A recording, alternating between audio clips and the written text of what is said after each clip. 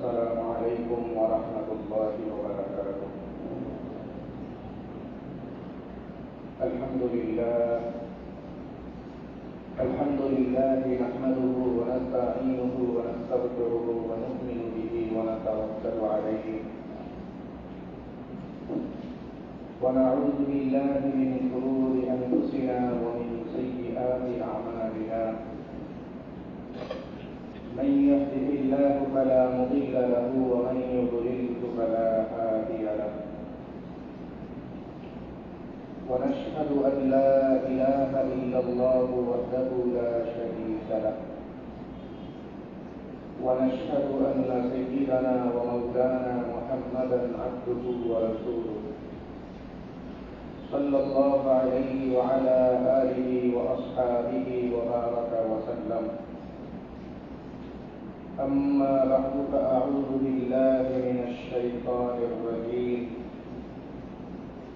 بسم الله الرحمن الرحيم. يا بني آدم لا يفتننكم الشيطان كما أخرج أبويكم من الجنة ينزع عنهما لباسهما ليريهما سوآتهما.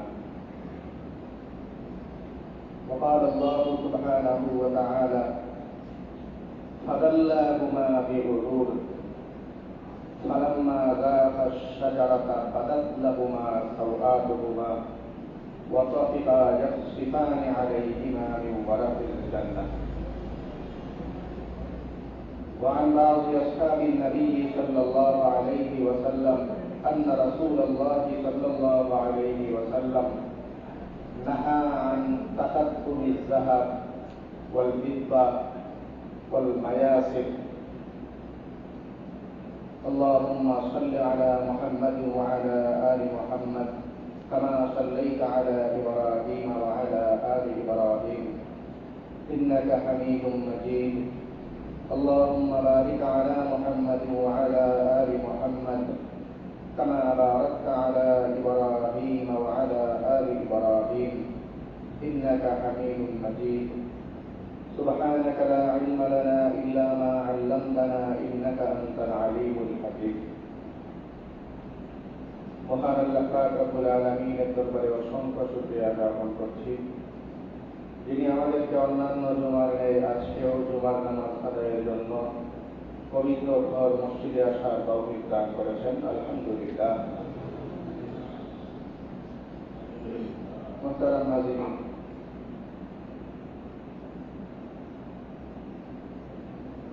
আমি আপনাদের সামনে সূরা আরাফের দুইটা আয়াত পাঠ করছি এবং এই বিষয়বস্তুর একটি হাদিস বর্ণনা করছি আপনাদের সামনে। যেই আয়াত এবং হাদিসে আল্লাহ পাক রব্বুল আলামিন এবং নবী করিম সাল্লাল্লাহু আলাইহি ওয়াসাল্লাম পোশাকের ব্যাপারে কথা বলেন, ড্রেস কোড। আয়াতের মধ্যে মূলত আল্লাহ তাআলা কিশোর আকারে একটা ঘটনাই বর্ণনা করেছেন। সেই ঘটনার থেকে পোশাক বিষয়ক কিছু চিন্তাধারা মানুষগণকে গ্রহণ করার দিকে আল্লাহ তাআলা ইঙ্গিত দেন। আর হাদিসে তো সরাসরি ড্রেস কোডের কথা বলাই আছে।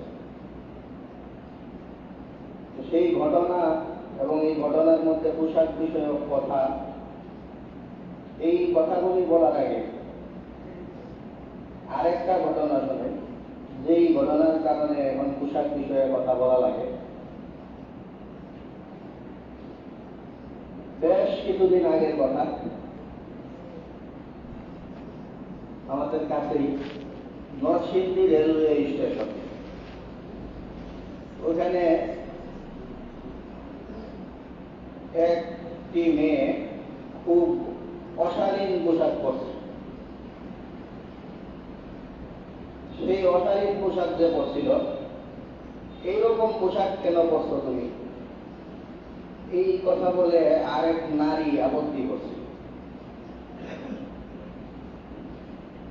যেই নারী আপত্তি করছিল সেই নারী কেন আপত্তি করল, এটার কারণে আমাদের সুশীল সমাজ খেপে উঠছিল। পোশাকের স্বাধীনতা হস্তক্ষেপ কেন করল, এটার বিরুদ্ধে তারা সরব হয়েছিল। এমনকি এই যে যেই মহিলা স্বাধীনতা শিক্ষা দিতে আসছিল, ওই মহিলাকে জেলে পর্যন্ত পাঠানো হয়েছে। ওইগুলি তো অনেক আগের কাহিনী। নতুন যেটা ঘটছে সেটা হইল কিছুদিন আগে এই মহিলাকে জামিন দেওয়া হয়েছে।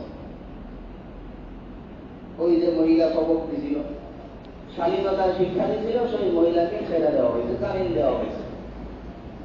মজার ব্যাপার হইল শুধু জামিন দেওয়া হয় নাই, জামিন দেওয়ার পাশাপাশি এতদিন যে এই মহিলাকে জেলে রাখা হইল, কাজটা ঠিক হয় নাই, এই ধরনের বক্তব্য আদালত থেকে আসে। যেই মহিলাকে, যেই মেয়েটাকে সে শিক্ষা দিতে, স্বাধীনতা শিক্ষা দিতে গেছিল, ওই মহিলাও কোনো অভিযোগ করে নাই, মেয়েটাও অভিযোগ করে নাই, মেয়ের সাথে যারা ছিল তারাও কেউ অভিযোগ করে নাই, স্টেশন মাস্টার বা স্টেশনের দায়িত্বরত যারা তারাও কোনো অভিযোগ করে নাই। উড়ন্ত অভিযোগের ভিত্তিতে বলা যায় এখানে মিডিয়ার কারণেই এই মহিলাকে জেলে নেওয়া হয়েছে। সুনির্ভরযোগ্য কোনো অভিযোগ এই মহিলার বিরুদ্ধে নাই। এই হল একটা কথা। এই কথাটা মোটামুটি সহনীয় ছিল। আমাদের এই সুশীল সমাজের কাছে যেই কথাটা অসহনীয় হয়ে গেছে সেটা হইল ওই যে মেয়েটা, আদালতের বক্তব্য, এই মেয়েটা আসলে নরসিংদী রেলওয়ে স্টেশনে মফস্বলে এইরকম পোশাক পরে কাজটা ঠিক করে নাই। এটা খোদ আদালতে এই বক্তব্য দিয়ে দিচ্ছে। গুলশান বনানীতেও মেয়েরা এরকম পোশাক পরে না, এরকম এই কারণে মফস্বলে এই ধরনের পোশাক পরা এটা তার জন্য ঠিক হয়নি। এই হলো আদালতের বক্তব্য। তো এই আদালতের এই বক্তব্যের কারণে এরা আবার এদের আটে গা লেগেছে। এই হলো নতুন ঘটনা। এটার প্রেক্ষিতে ঢাকার বড় বড় বিশ্ববিদ্যালয়গুলো, ওগুলোর থেকে কিছু ছাত্রছাত্রী আদালতকে ধন্যবাদ জানাইছে, এই জন্য এরা কর্মসূচি দিতে। আবার কিছু মানুষ পোশাকের স্বাধীনতায় হস্তক্ষেপ কেন করবো, পোশাকের স্বাধীনতা চাই, এটার বিরুদ্ধে এইটা বললেও আবার এরা কিছু লোক পাল্টা মাথা নামছে। তো এই ব্যাপারটা নিয়ে হলো বর্তমানে আমাদের যে পরিবেশ গরম, ঘটনাটার সূত্রপাত অনেক আগেই আমাদের একদম কাছ থেকেই শুরু। এটা জাতীয় টপিক হয়ে দাঁড়াইছে এবং বর্তমানে এই এদিক সেদিক পোশাক নিয়ে কথা হইতেছে। তো এই হলো ঘটনা, যেই ঘটনার প্রেক্ষিতে আমরা কোরআনে কারিমের ঘটনাবহুল সেই আয়াত পাঠ করলাম। তো পোশাকের স্বাধীনতা বা পোশাক পরিধান করা এই বিষয়ক কথা বলার আগে আপনাদের নিজের ঘটনা শোনাই। কোরআনে যেটা বলা, আল্লাহ পাক রব্বুল আলামিন হযরত আদম আলাইহিস সালামকে সৃষ্টি করতেন। আদম আলাইহিস সালামকে সৃষ্টি করার পরে উনার বাম পাজর থেকে হাওয়া আলাইহিস সালাম উনাকেও সৃষ্টি করতেন। আদম এবং হাওয়া এই দুইজনকে সৃষ্টি করার পরে ওনাদেরকে আল্লাহ তাআলা জান্নাতে থাকতে দিতেন, যাতে ওরা জান্নাতে থাকো। জান্নাতে থাকতে দিতেন, পাশাপাশি আল্লাহ তাআলা বলে দিতেন যে ওয়ালা তাকরাবা হাযিহিস শাজারা, এই গাছটার কাছে যাইও না। একটা গাছের কথা বলছেন যে তোমরা জান্নাতে থাকো, যত্র তোমরা ঘুরে বেড়াও, বাকি এই গাছ যেটা, এই গাছটার কাছে তোমরা যাইবা না। আল্লাহ তাআলা এই কথা বলেন। শয়তান ওনাদের কাছে গেল, গিয়া একটু কথা স্কিপ করে যায় খটকা লাগার জন্য। শয়তান তাদের কাছে গিয়া এদেরকে বললো এই গাছের ফল খাও। ওনারা এই গাছের ফল চাকলেন। কোরআনে চাকা বলা আছে, ওই খাওয়ার মতো এত বিশাল ব্যাপার না, চাকলেন। তো চাকলেন এর দ্বারা বাহ্যত এটাই মনে হয় পারে যে আল্লাহ তাআলার কথা ওনারা অমান্য করছেন। সেই কারণে একটু মাঝখান দিয়ে বাদ দিয়ে বললাম আমি, অমান্য করছেন কথাটা একটু মাথায় ঢুকে।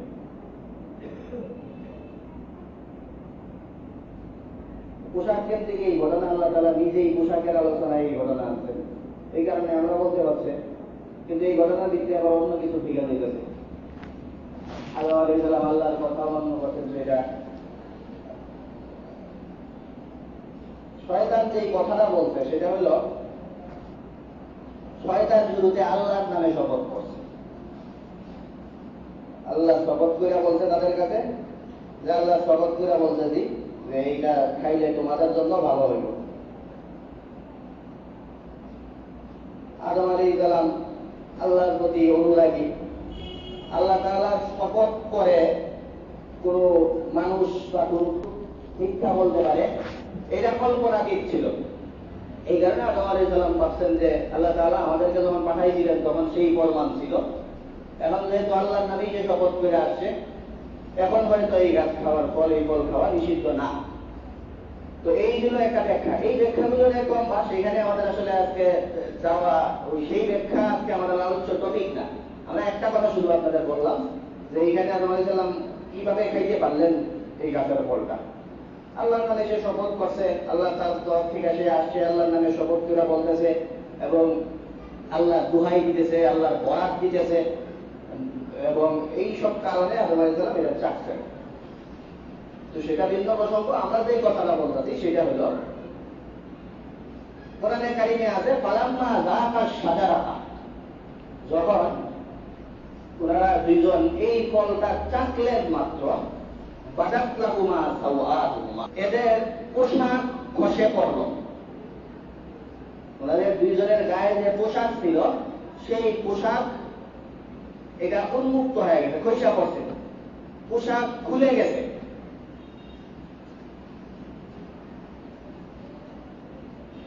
এরপরে ওয়াতাফিকা ইয়াসরিফানি আলাইহিমা মিন ওয়ারাকিল জান্নাহ, দুইজন ইয়াসরিফানি আলাইহিমা,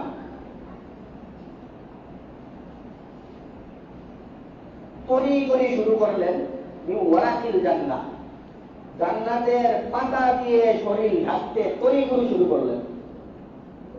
ইয়াসরিফানি অর্থ তাড়াহুড়া করা, তরি করে। আপনারা এটার অর্থ বুঝবেন স্বাভাবিকভাবেই, কারণ পোশাক খুলে পড়ে গেছে নিজের অজান্তে, ওরকম হইলে সে কতটা তাড়াহুড়া করবে ঢাকার জন্য। তো ওনারা এই কাজটা করলেন, তরি করলেন জান্নাতের এই পাতা দিয়া শরীরে আবৃত করার জন্য।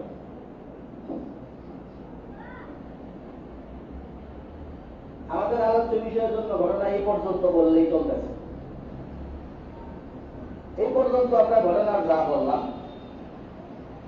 সেখানে আপনারা কয়েকটা জিনিস খেয়াল করবেন। একটা হইল পোশাক পরিধান করা, শরীর ঢেকে রাখা, এটা আদিম সভ্যতা।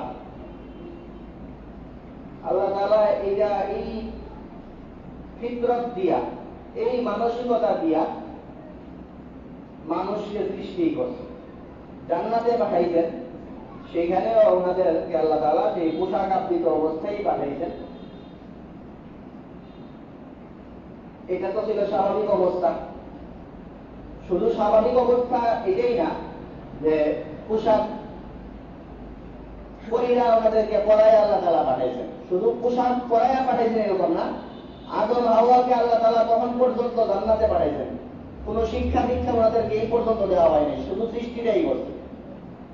পরবর্তীতে ওনাদেরকে দুনিয়াতে আনা হয়েছে, আল্লাহ তাআলা বিভিন্ন জিনিস শিক্ষা দিচ্ছেন, সেই বিষয়গুলো কোরআনে আছে। জান্নাতে থাকাকালীন ওই সময়ে যেখানে কোন ধরনের তালিমের সুস্পষ্ট ব্যবস্থা বর্ণনা নাই, ওই সময়েও যখন এই দুইজনের পোশাক খুলে পড়া গেল, পোশাক খুলে পরে যাওয়ার পরে দুইজনের এই অটোমেটিক মাথায় ঢুকে গেছে যে এইটা তো খারাপ কাজ, নোংরামি, পোশাক ছাড়া মানুষ হয় দেখে। মানে কোনো শিক্ষাও লাগে না, পোশাক দিয়ে যে শরীর ঢাকতে হবে এই জিনিস শিখার জন্য কোনো শিক্ষার দরকার নাই। এটা মানুষের অটো শিক্ষা,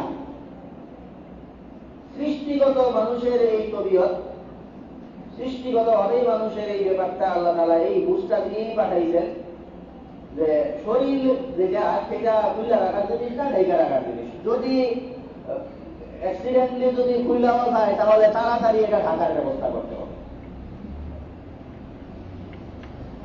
এই আরেকটা জিনিস আমরা শিখলাম।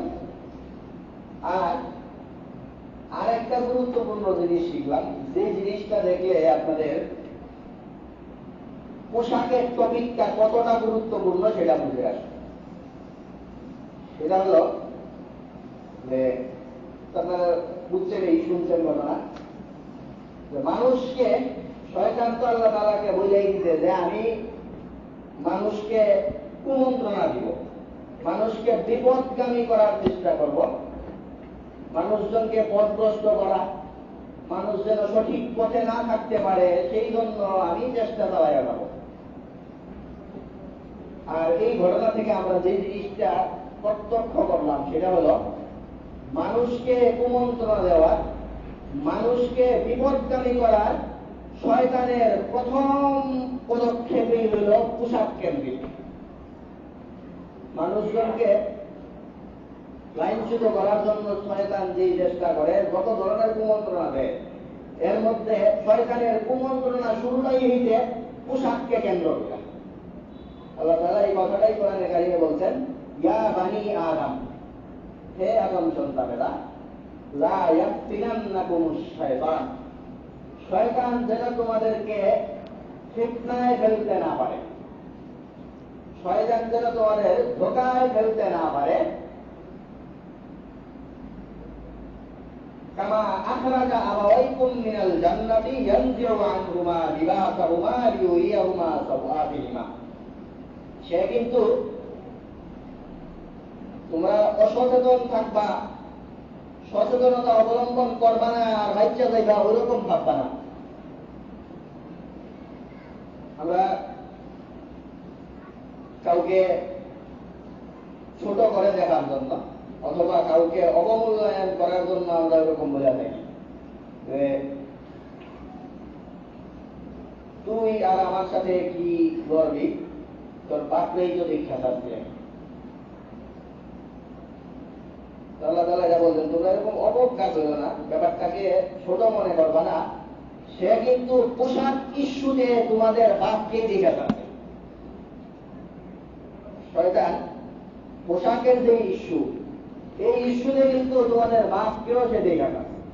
তো কামা আখরাজা আবাওয়াইকুম মিনাল জান্নাতি ইয়ানজিউ আনহুমা লিবাসাহুমা লিয়ুরিয়াহুমা সাওআতিহিমা, লা ইয়াফতিনান্নাকুমুশ শায়তান, তোমরা খুব সচেতন থাকবা পোশাক ইস্যুতে পা যেন না হওয়া যায়। পোশাক স্বাধীনতার আন্দোলনে আন্দাজে যুক্ত হইবে না, এটা খুব ভয়ানক প্রতীক। শয়তান এইটাকে কেন্দ্র করে তোমাদের সহজেই ফিতনায় ফেলে দিতে পারে, ধোঁকায় ফেলে দিতে পারে। মুসলমানের সন্তান, প্রচুর মুসলমানের সন্তান আমাদের দেশের প্রায় সুধীন্দ্র, আমাদের সবাই তো মুসলমান পরিচয় দেয়, যেই লোক বলে নামছে পোশাকের স্বাধীনতার নামে প্লেকার্ড নিয়ে, এরা মুসলমানই বলে নিবে।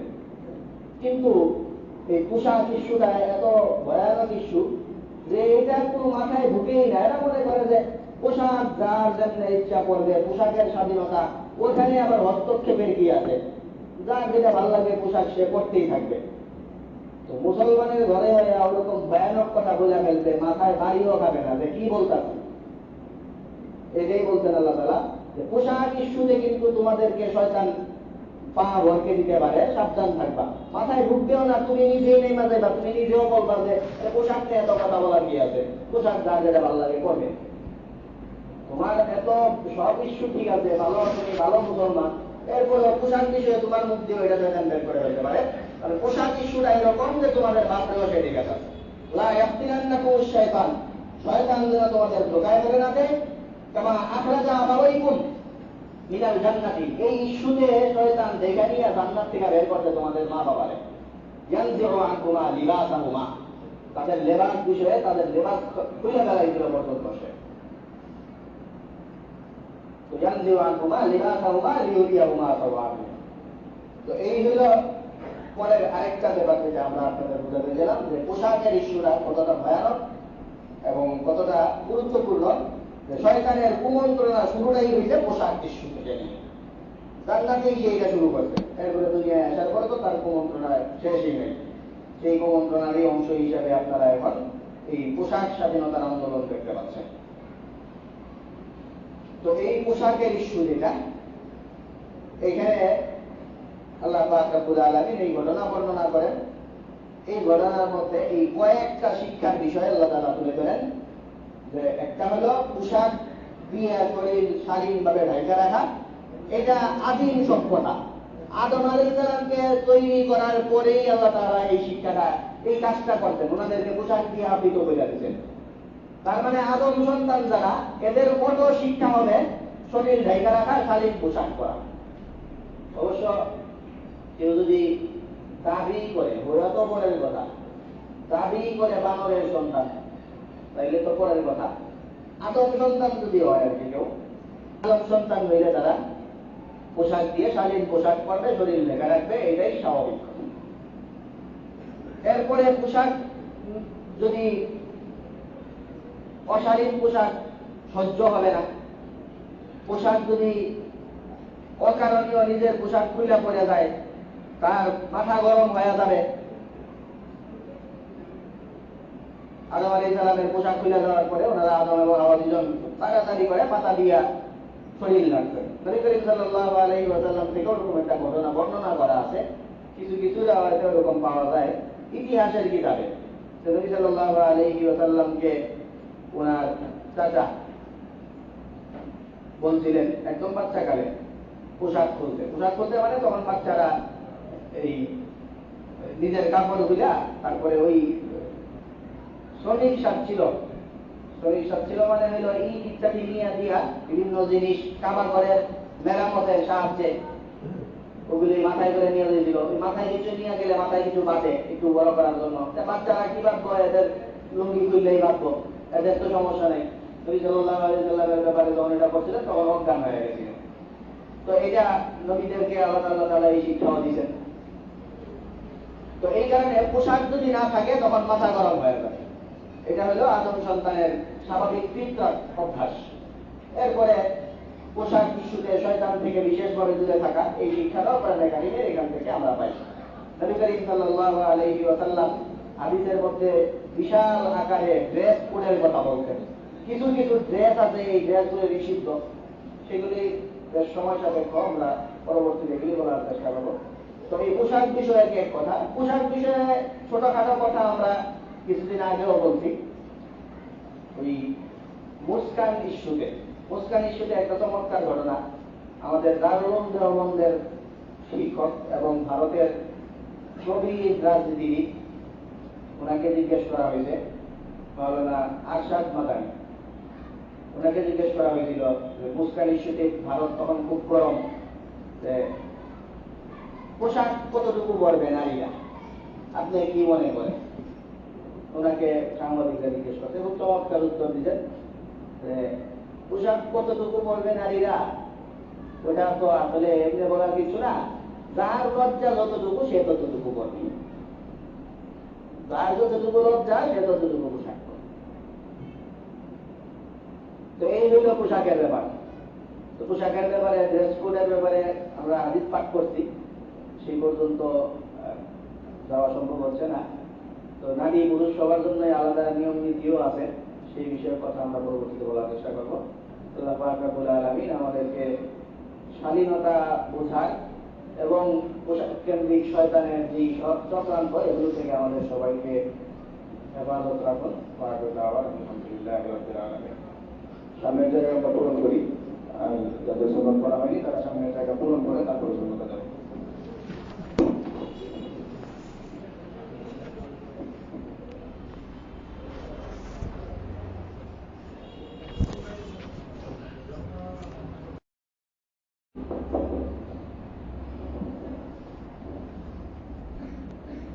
السلام عليكم ورحمة الله وبركاته. الحمد لله نحمده ونستعينه ونستغفره ونؤمن به ونتوكل عليه ونعوذ بالله من شرور أنفسنا ومن سيئات أعمالنا. من يهده الله فلا مضل له ومن يضلله فلا هادي له. ونشهد أن لا إله إلا الله وحده لا شريك له. ونشهد أن سيدنا ومولانا محمدا عبده ورسوله صلى الله عليه وعلى آله وأصحابه وبارك وسلم. أما بعد فأعوذ بالله من الشيطان الرجيم. بسم الله الرحمن الرحيم. يا أيها النبي قل لأزواجك وبناتك ونساء المؤمنين يدنين عليهن من جلابيبهن ذلك أدنى أن يعرفن. وروي عن أصحاب النبي صلى الله عليه وسلم أنه قد نهى رسول الله صلى الله عليه وسلم عن تكتم الذهب والفضة والمياسر والقصر والديباج والاستبرق. اللهم صل على محمد وعلى آل محمد كما صليت على إبراهيم وعلى آل إبراهيم إنك حميد مجيد. اللهم بارك على محمد وعلى آل محمد كما باركت على إبراهيم وعلى آل إبراهيم إنك حميد مجيد. سبحانك لا علم لنا إلا ما علمتنا إنك أنت العليم الحكيم.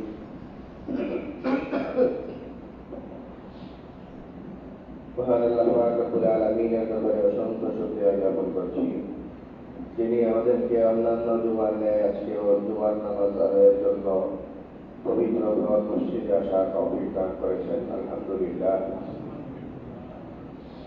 মোহতারাম হাজিরিন, পোশাক পরিচ্ছদ নিয়ে আমরা আলোচনা করতেছিলাম। সেই হিসাবে আমরা কোরআনে কারীমের সূরা আরাফে বর্ণিত আদম আলাইহিস সালামের ঘটনা উল্লেখপূর্বক এই কথা বলেছি যে পোশাক এটা হলো মানুষের আদিম যুগের সভ্যতা এবং শয়তান মানুষদেরকে বিভ্রান্ত করার প্রথম পদক্ষেপ ছিল পোশাককে কেন্দ্র করে। তাছাড়া আল্লাহ পাক রব্বুল আলামিন কোরআনে কারীমের মধ্যে ব্যাপারে অনেকগুলো নির্দেশনা প্রকাশ করেন।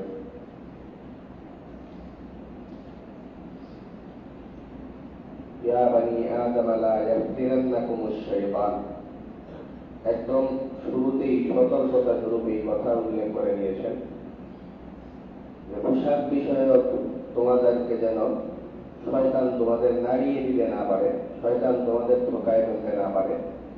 এই জন্য পোশাক বিষয়ক তোমরা খুব সচেতনতা অবলম্বন করবে। তো এই হল পোশাকের ব্যাপারে আল্লাহ পাক রব্বুল আলামিনের যেই বক্তব্যগুলো, পোশাক সচেতনতার জন্য আল্লাহ তাআলা মানুষদেরকে সজাগ করছেন এইভাবে। তো আমাদের এই সমাজে পোশাক ইস্যু নিয়ে বড় সড়ো করে কথা হচ্ছে কয়েকদিন যাবত, এই কারণেই এই বিষয়টা সামনে আনা।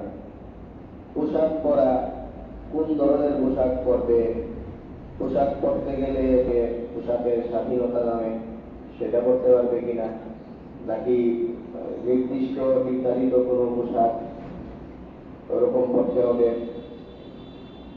তো এইটা নিয়ে দুই তিনটা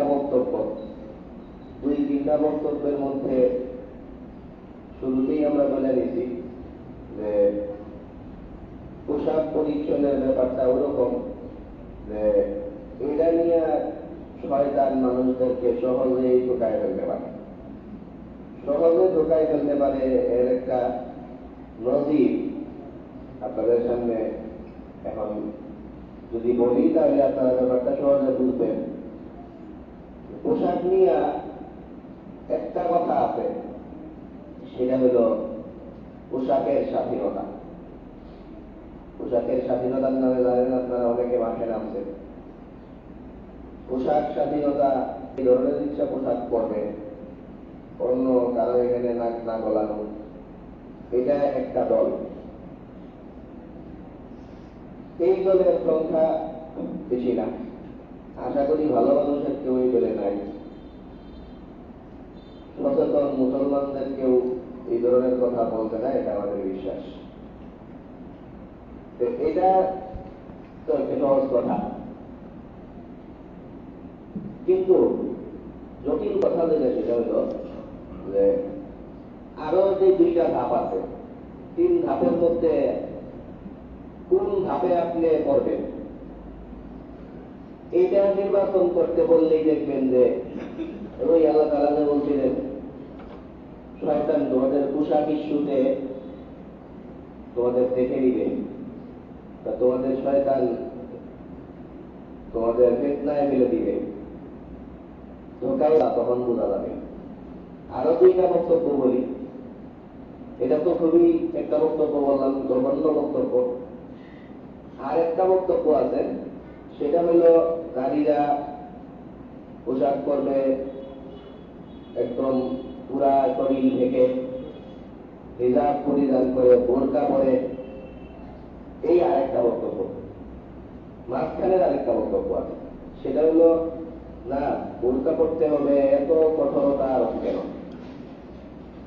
এত কঠোর, একদম পুরা শরীর ঢাকতে হবে, বোরকা পরে রাখতে হবে, হিজাব করতে হবে, এত কঠোরতা, এগুলি ঠিক না। অবশ্য এই পোশাকের স্বাধীনতা নামে যা ভালো লাগবে তাই ঘুরে ফেলবে, ওইটাও না।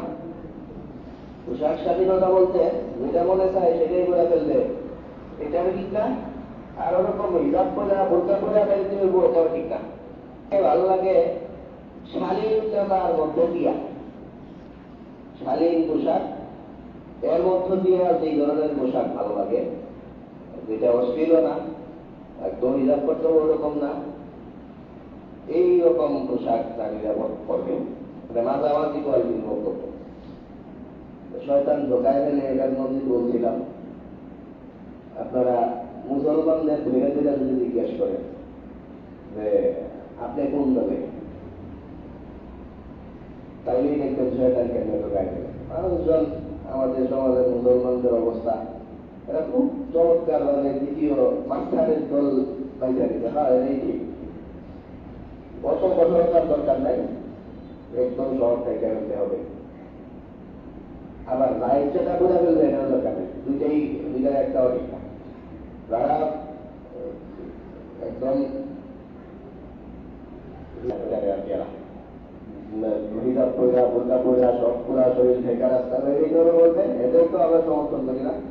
আর তা ভালো লাগবে তাই বোঝা ফেলবা, ওইটাকেও আমরা সমর্থন করি না। মাঝখানে আছি আমরা। মাঝখানে থাকার মুসলমান বাংলাদেশে সবচেয়ে বেশি। আবার এরা মুসলমানও, মুসলমান হওয়ার পরেও এরা রায় এটাই দিবে, এরা বোরকা করা লাগছে না, হিজাব করা লাগছে না, মুসলমানই, কিন্তু রায় দিবে এরা এটাই যে ইসলাম যে রায়টা দিবে ওটার দরকার নাই।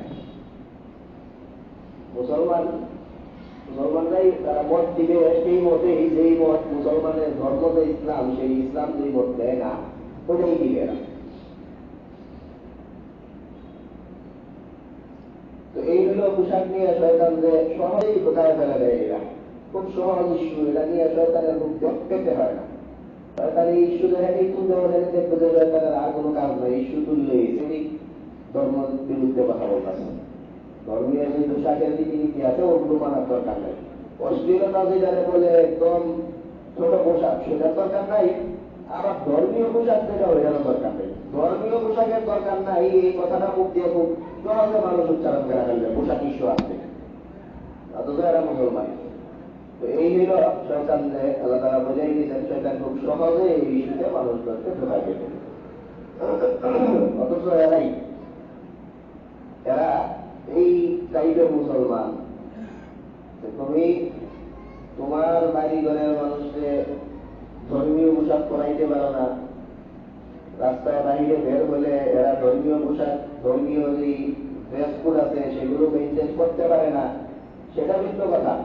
মূলত তুমি একটা মত দিবা যে ইস্যুতে কোনটা সঠিক, সেখানেও তুমি মাঝামাঝি থাকো যে না যা যেটা ভালো লাগে সেটাই বল। অথচ এই লোকগুলি ড্রেস কোড সেটার বিরুদ্ধে বক্তব্য দিতেছে, ধর্মের পোশাক মানতেছে না, কিন্তু এরা ঠিকই এই এদের কর্মক্ষেত্রে গেলে মার্কশিট থাকে। আপনি ওই এদের বড় কোনো অফিসে যাইবেন, ওইখানে দেখবেন যে আপনি যদি বড় কোনো অফিসের কর্মকর্তা হন, আপনি একদিন অফিসে লুঙ্গি বোঝা যায় দেখেন আপনার কি হাল হয়ে থাকে। তার মানে এরা এটা বিশ্বাস করে যে আমাদের অফিসের ড্রেস কোড থাকতে পারে। শিক্ষা প্রতিষ্ঠানগুলো, আমাদের এই শিক্ষা প্রতিষ্ঠান আছে, এদের নির্ধারিত ড্রেস কোড আছে, সব শিক্ষা প্রতিষ্ঠানে ড্রেস কোড থাকে, অফিসিয়াল ড্রেস কোডও থাকে, বিভিন্ন অফিসেও ওরকম থাকে। এই মানুষগুলো খুব অদ্ভুত, এরা এদের প্রতিষ্ঠানে নির্ধারিত পোশাক থাকতে পারে সেটা মানতে পারে, শিক্ষা প্রতিষ্ঠানে নিতে পারে, কিন্তু এদের ধর্মের যে একটু পোশাক থাকতে পারে এটা এরা মানতে চায় না। আল্লাহ রাব্বুল আলামিন বলছেন, ইয়া আইয়ুহান নাবিয়্যু কুল লিআজওয়াজিকা ওয়া বানাতিকা ওয়া নিসাইল মুমিনিনা ইউদনিনা আলাইহিন্না মিন জালাবিবিহিন।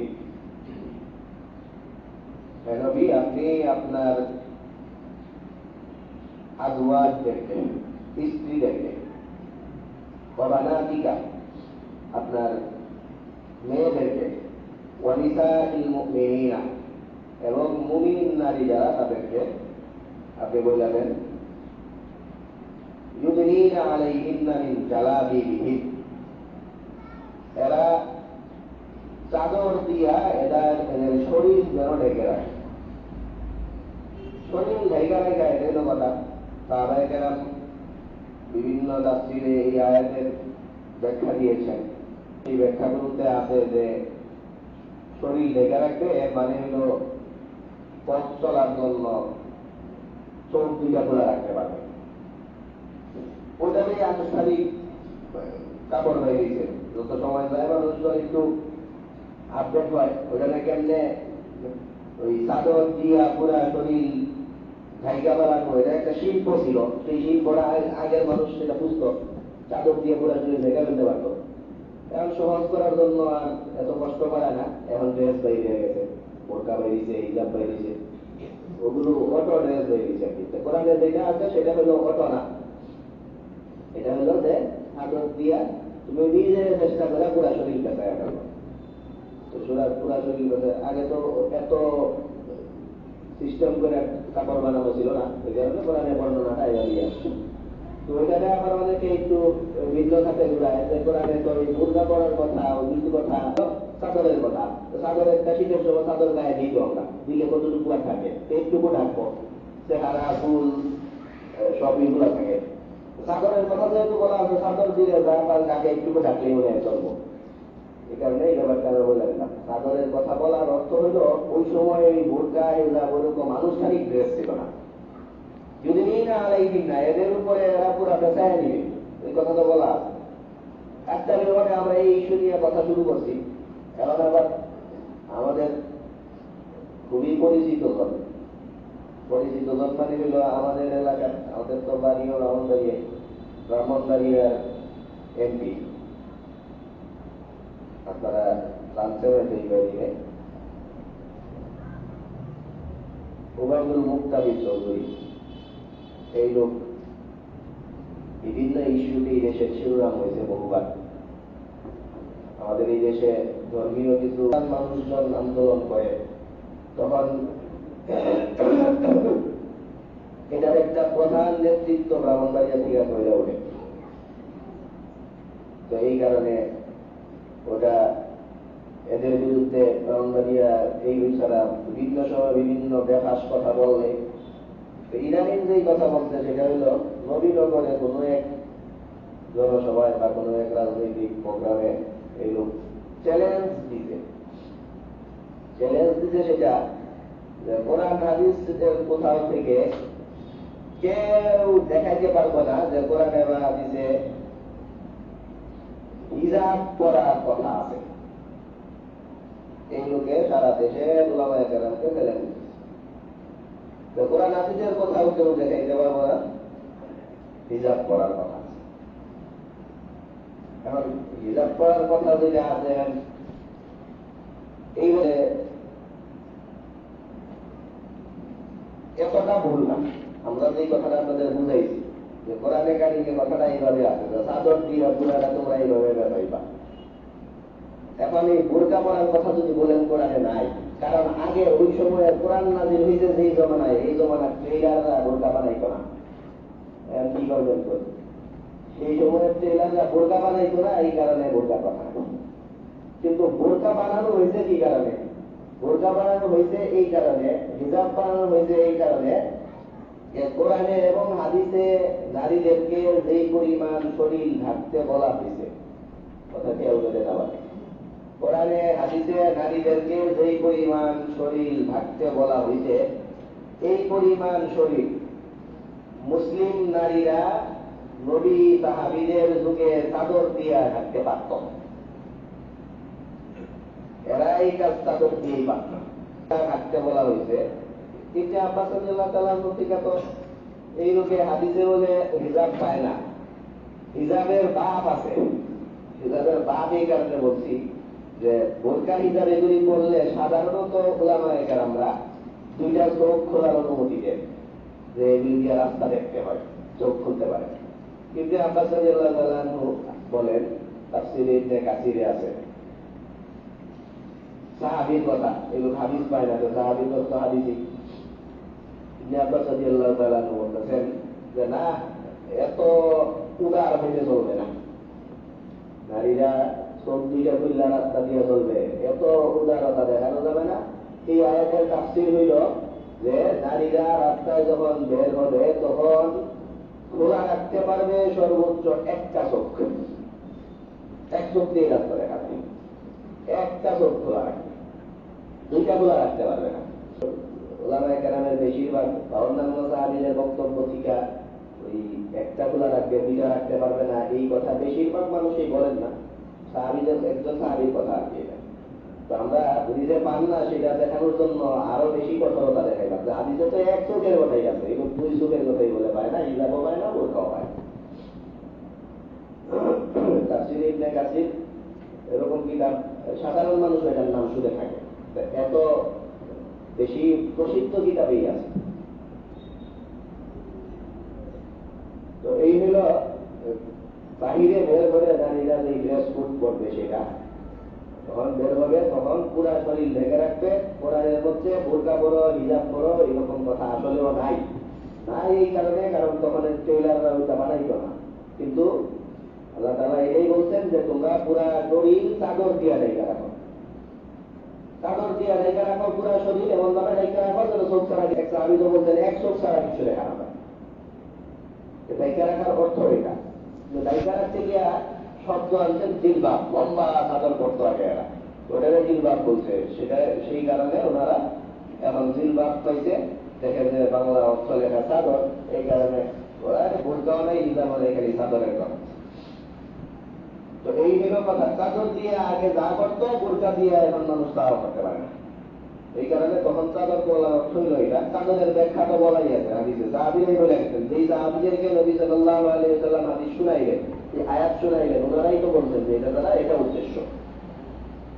তো এই হল পুরা শরীর ঢেকে রাখা, যালিকা আদনা আন ইউরাফনা ফালা ইউযাইন। এটাই হইল সবচেয়ে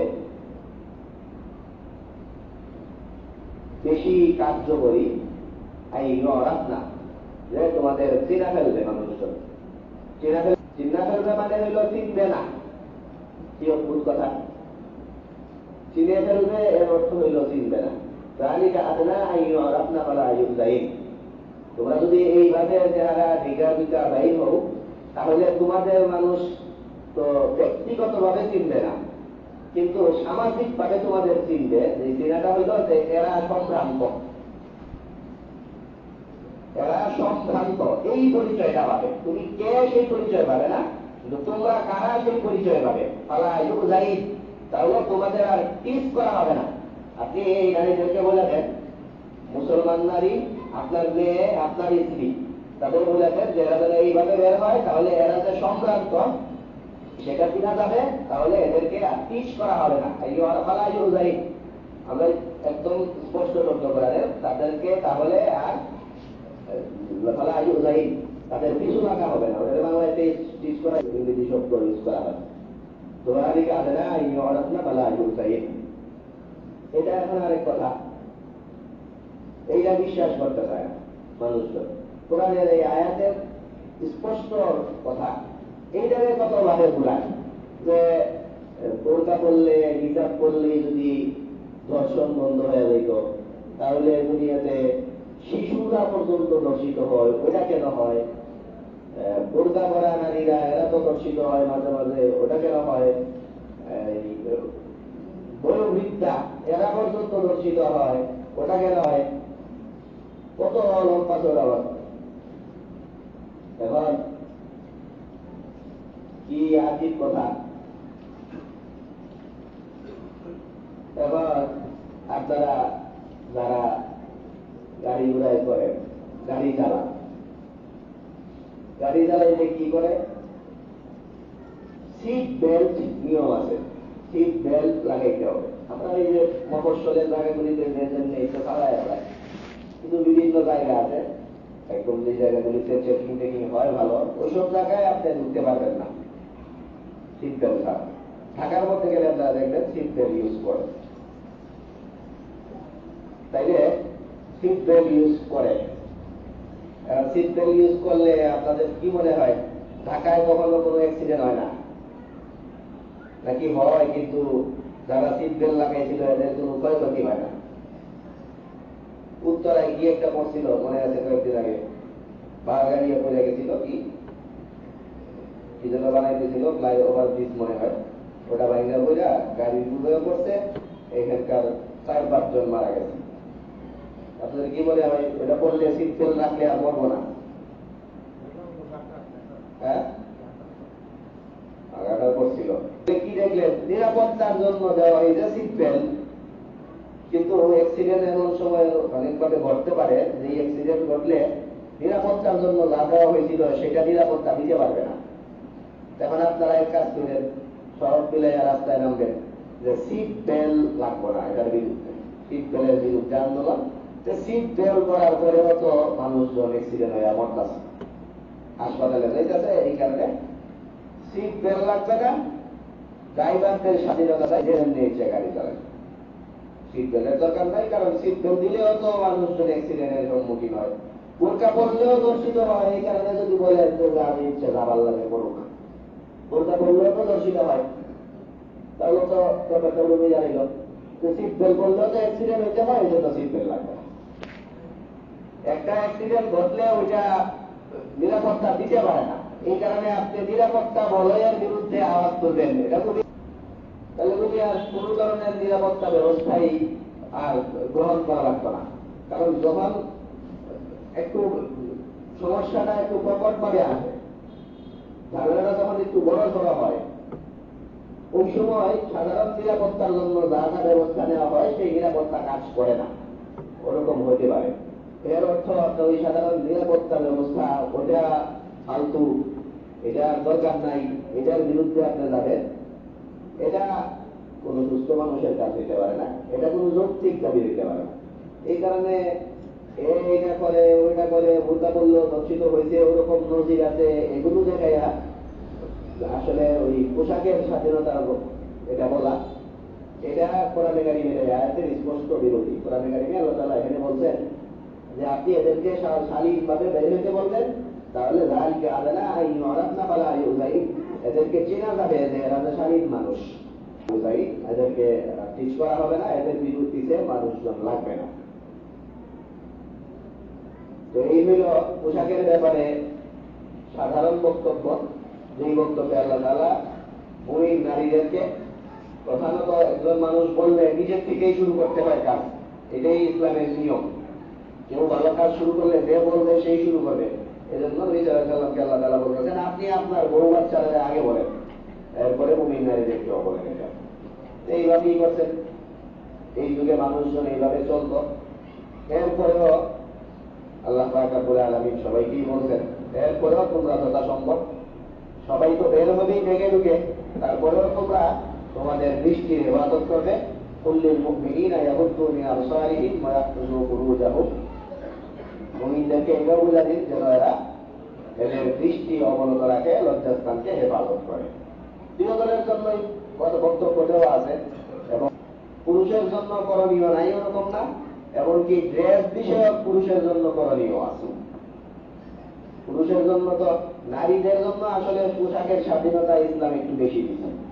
নারীদের পোশাকের স্বাধীনতা বেশি দিতে অর্থ এটা যে নারী পুরুষ সবাই তো পোশাক পরবে, কিন্তু নারীরা একটু বেশি পড়তে পারবে। বেশি পড়তে পারবে মানে পরিমাণে তো বেশি পড়তেই হবে, এবং অন্য বিষয়েও বেশি পড়তে হবে। আমাদের এখানে অনেকে আছেন, ওটা মাসলা বললে আপনারা নিজেদেরকে এই ছোট মনে করা বা অপরাধী ভাবার এখন দরকার নাই। মাসলা যেহেতু হয়তো আজকে বলা হচ্ছে, আগে নাও শুনতে পারেন, এই কারণে সামনের দিকে সতর্ক থাকবেন। আমাদের অনেকেই এই কাজটা করি, এই জন্য বলি আজকে পোশাক ইস্যুতে কথা আসছে। পুরুষের জন্য ড্রেস কোড এর ব্যাপারে কোরআনে কারিমে নবী সাল্লাল্লাহু আলাইহি ওয়াসাল্লাম হাদিসের মধ্যে বলেন অনেকগুলো জিনিস। সাহাবায়ে কেরামের বক্তব্য, নাহানা রাসূলুল্লাহ সাল্লাল্লাহু আলাইহি ওয়াসাল্লাম, নবী সাল্লাল্লাহু আলাইহি ওয়াসাল্লাম আমাদেরকে নিষেধ করেছেন। নিষেধ করেছেন কিসের থেকে? সেটা হলো আন তাকাত্তুমিজ যাহাবি ওয়াল ফিদ্দা, স্বর্ণ রূপা ইত্যাদি ব্যবহার করতে।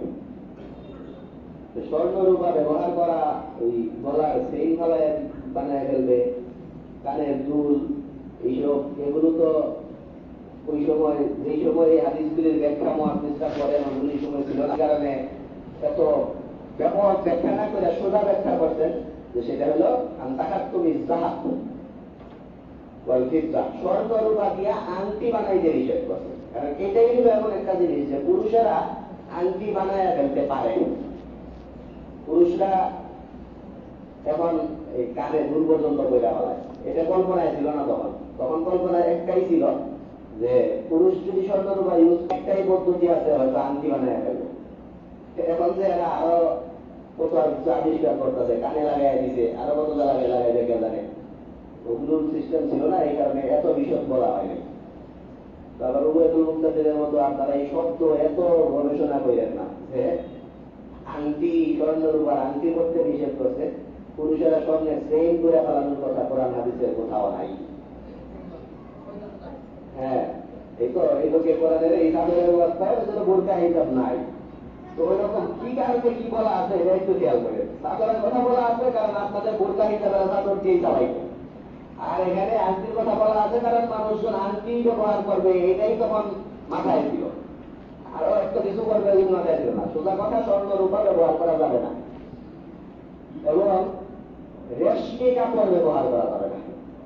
খেয়াল রাখবেন, পুরুষেরা রেশমি কাপড়, রেশম পোকা দিয়ে যে কাপড়গুলি তৈরি হয়, আর একটা যেটা আমরা সচরাচর করে ফেলি সেটা হলো কালার, দুইটা কালার, লাল কালার, কুসুম কালার। আনিল মুকাদ্দামি ওয়াল মুআসফারি, এই দুইটা থেকে নিষেধ করছেন। লাল কালার, নিরেট লাল, যেই লাল কালারে অন্য কোনো কালার নেই, ওরকম নিষেধ। লালের সাথে যাদের লালের মধ্যে অন্য কালার মিশ্রণ করা আছে, একটা লাল আর একটা অন্য কালারের, ওরকম যদি হয় তাহলে ওটা সমস্যা না। নিরেট লাল কালার কাপড়, এটা পরা নিষেধ, পুরুষেরা এটা করতে পারবে না। কুসুম কালারের কাপড়, ওটাও করতে পারবে না। এই হল পুরুষদের জন্য পোশাক পরিচ্ছদের নিষেধাজ্ঞা। আর এগুলি তো কঠোরতা, সবাই এক মিনিটে বলে দিই যে কঠোরতা হইল এটা যে এগুলি করাই যাবে না। আর কিছু অ্যাডভাইজার দেওয়া, পরামর্শ কিছু বলা আছে ওরকম যে ঢিলা ঢালা কাপড়, শালীন কাপড় পরবেন, সাদা কাপড় পরার চেষ্টা করবেন। এগুলি মহব্বত করতেন, সাদা ভালোবাসতেন, ঢিলা ঢালা কাপড় পরা ভালোবাসতেন। এই ধরনের কথা আছে যেগুলি হল পরামর্শ। আপনার এটার সাদা পড়তে ওরকম না, ঢিলা ঢালা অনেক সময় যদি আপনাদের কাপড় দেখা যায় শরীরে টাইট হয়ে গেছে ওটা খুলে ফেলতে হবে, ওরকম না। এগুলি হলো পরামর্শ। আর এর আগে যেগুলি বললাম এগুলি করণীয়। লাল করতে পারবেন না, একদম লাল এবং কুসুম কালার এগুলি করা যাবে না, স্বর্ণ রূপা এগুলি ব্যবহার করা যাবে না পুরুষের। আর একটা কি বললাম, রেশমি রেশমি কাপড় সেগুলি করা যাবে। তো এই হলো পুরুষের জন্য। নারীদের জন্য এত নিষেধাজ্ঞা নাই, এদের পোশাকের স্বাধীনতা বেশি। পোশাক ইসলামের নারীদেরকে স্বাধীনতা দিছিল, যা পারো করো। আর এখন স্বাধীনতা মানে আওয়াজ উঠছে যা পারো খুলো, উল্টায় গেছে আর কি। ইসলাম আসলে নারীর পোশাকের স্বাধীনতা দিতে, পোশাকের স্বাধীনতার আন্দোলন করতেছে ওটা ইসলাম আসলে দিয়ে দিতে। স্বাধীনতার দিক করতে থাকো, মানে যত ভালো লাগে করতে থাকো, এরকম। আল্লাহ রাব্বুল আলামিন আমাদের এই কথাগুলি বোঝার তৌফিক দান করুন। সামনে কাতারগুলি আমরা পূরণ করি, তারপরে চলতে লাগবে।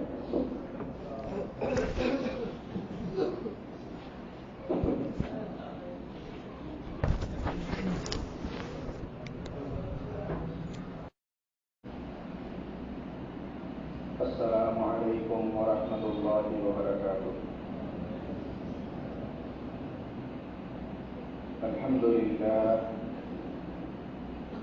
الحمد لله نحمده ونستعينه ونستغفره ونؤمن به ونتوكل عليه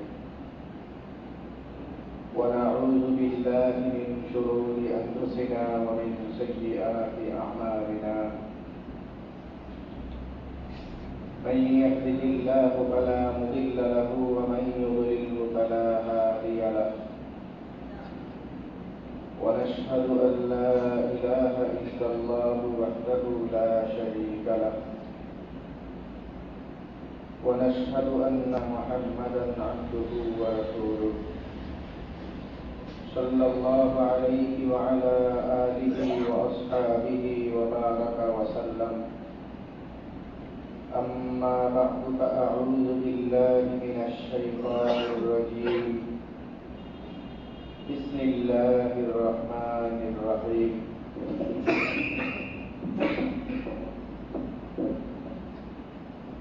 يا أيها النبي قل لأزواجك وبناتك ونساء المؤمنين يدنين عليهن من جلابيبهن ذلك أدنى أن يعرفن فلا يؤذين وكان الله غفورا رحيما. وعن عبد الله بن مسعود رضي الله تعالى عنه أنه قال: لعن رسول الله صلى الله عليه وسلم المتشبهين بالنساء من الرجال والمتشبهات بالرجال من النساء. اللهم صل على محمد وعلى آل محمد كما صليت على إبراهيم وعلى آل إبراهيم إنك حميد مجيد. اللهم بارك على محمد وعلى آل محمد كما باركت على إبراهيم وعلى آل إبراهيم إنك حميد مجيد. سبحانك لا علم لنا إلا ما علمتنا إنك أنت العليم الحكيم. মহান আল্লাহ পাক রব্বুল আলামিনের দরবারে অসংখ্য শুকরিয়া জ্ঞাপন করছি, যিনি আমাদেরকে অন্যান্য জুমার ন্যায় আজকেও জুমার নামাজ আদায়ের জন্য করেছেন। আলহামদুলিল্লাহ। মুহতারাম হাজিরিন, আমরা ইসলামে পোশাকের কি দৃষ্টিভঙ্গি, পোশাক বিষয়ক আলোচনা আমরা করছিলাম।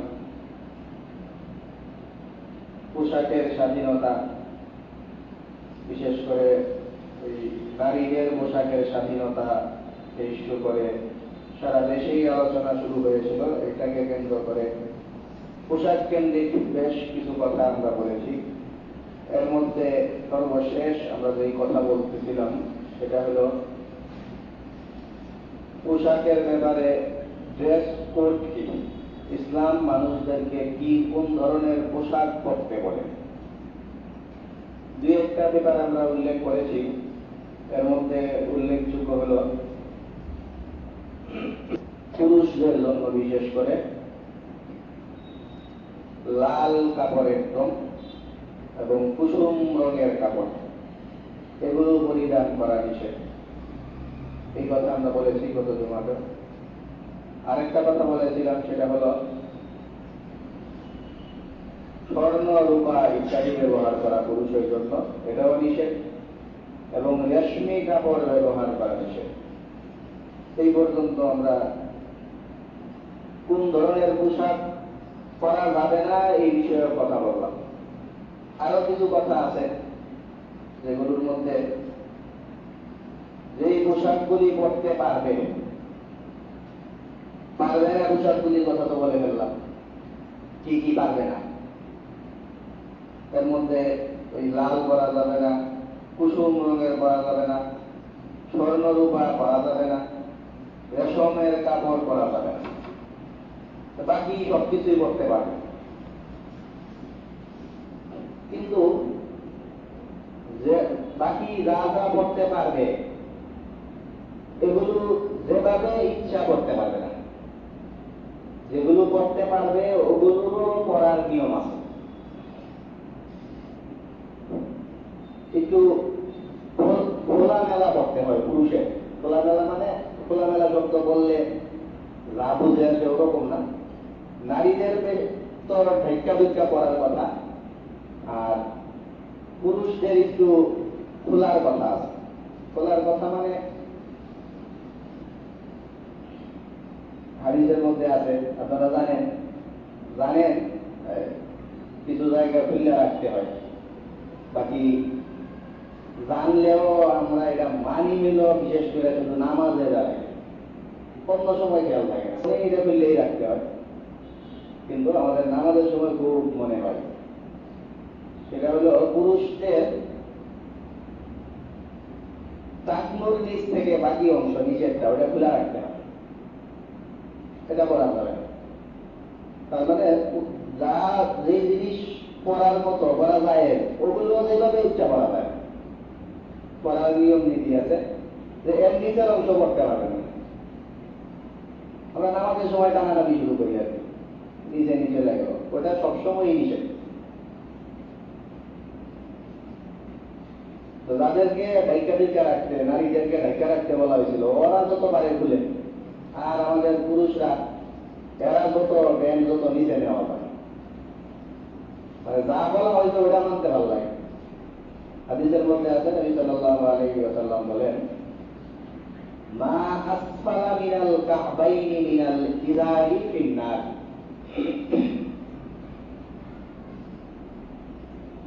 যারা টাকনুর নিচের অংশ ঢেকে রাখবে, টাকনুর নিচের অংশ যেইটুকু জায়গা ঢেকে রাখবে, হাদিসটা একটু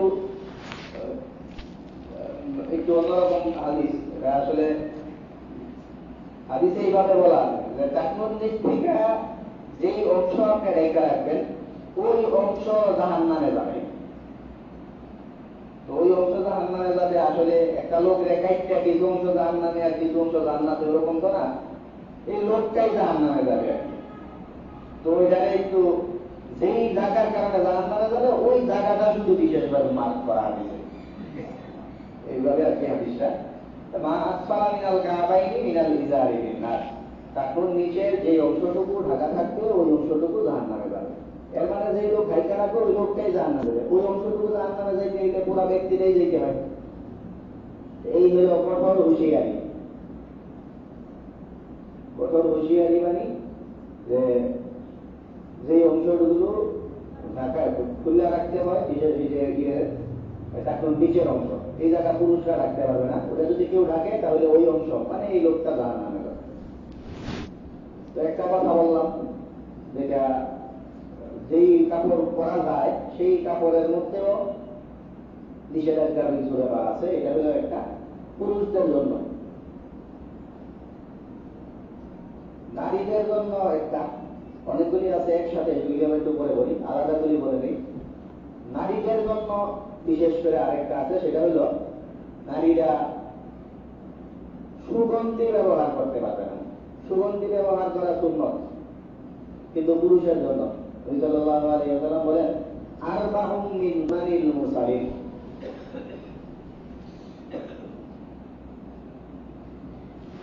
কিছু জিনিস আছে ওরকম যেগুলো শুধু নবী সাল্লাল্লাহু আলাইহি ওয়াসাল্লামের সুন্নাত এরকম না, আগের যত নবী আছেন সব নবীদেরই সুন্নাত। সব নবীরা মুহাম্মদ সাল্লাল্লাহু আলাইহি ওয়াসাল্লাম যে জিনিসটাকে ভালোবাসতেন, ওনার করতেন, যেটাকে সুন্নাত হিসাবে আমাদের করার মতো উপযুক্ত, এটার তো একটা গুরুত্ব আছেই। এছাড়া উনি তো করছেন এই আগের সব নবীরা পর্যন্ত করতেন, সকল নবীর সুন্নাত। ওরকম কিছু স্পেশাল ব্যাপার আছে। এর মধ্যে অনেকগুলি কথা আছে, বিবাহের কথা আছে, মেসওয়াকের কথা আছে, এবং আমরা আজকে যে বিষয়টা নিয়ে কথা সেটা হলো এখানে তাআত্তুর, সুগন্ধি ব্যবহার। সুগন্ধি ব্যবহার এটা সুন্নাত, নবীদের সুন্নাত, সকল নবীদের সুন্নাত। বাকি এটা পুরুষের জন্য শুধু দুইজনেরকে দুইটা জিনিস ভাগ করে দেওয়া আছে।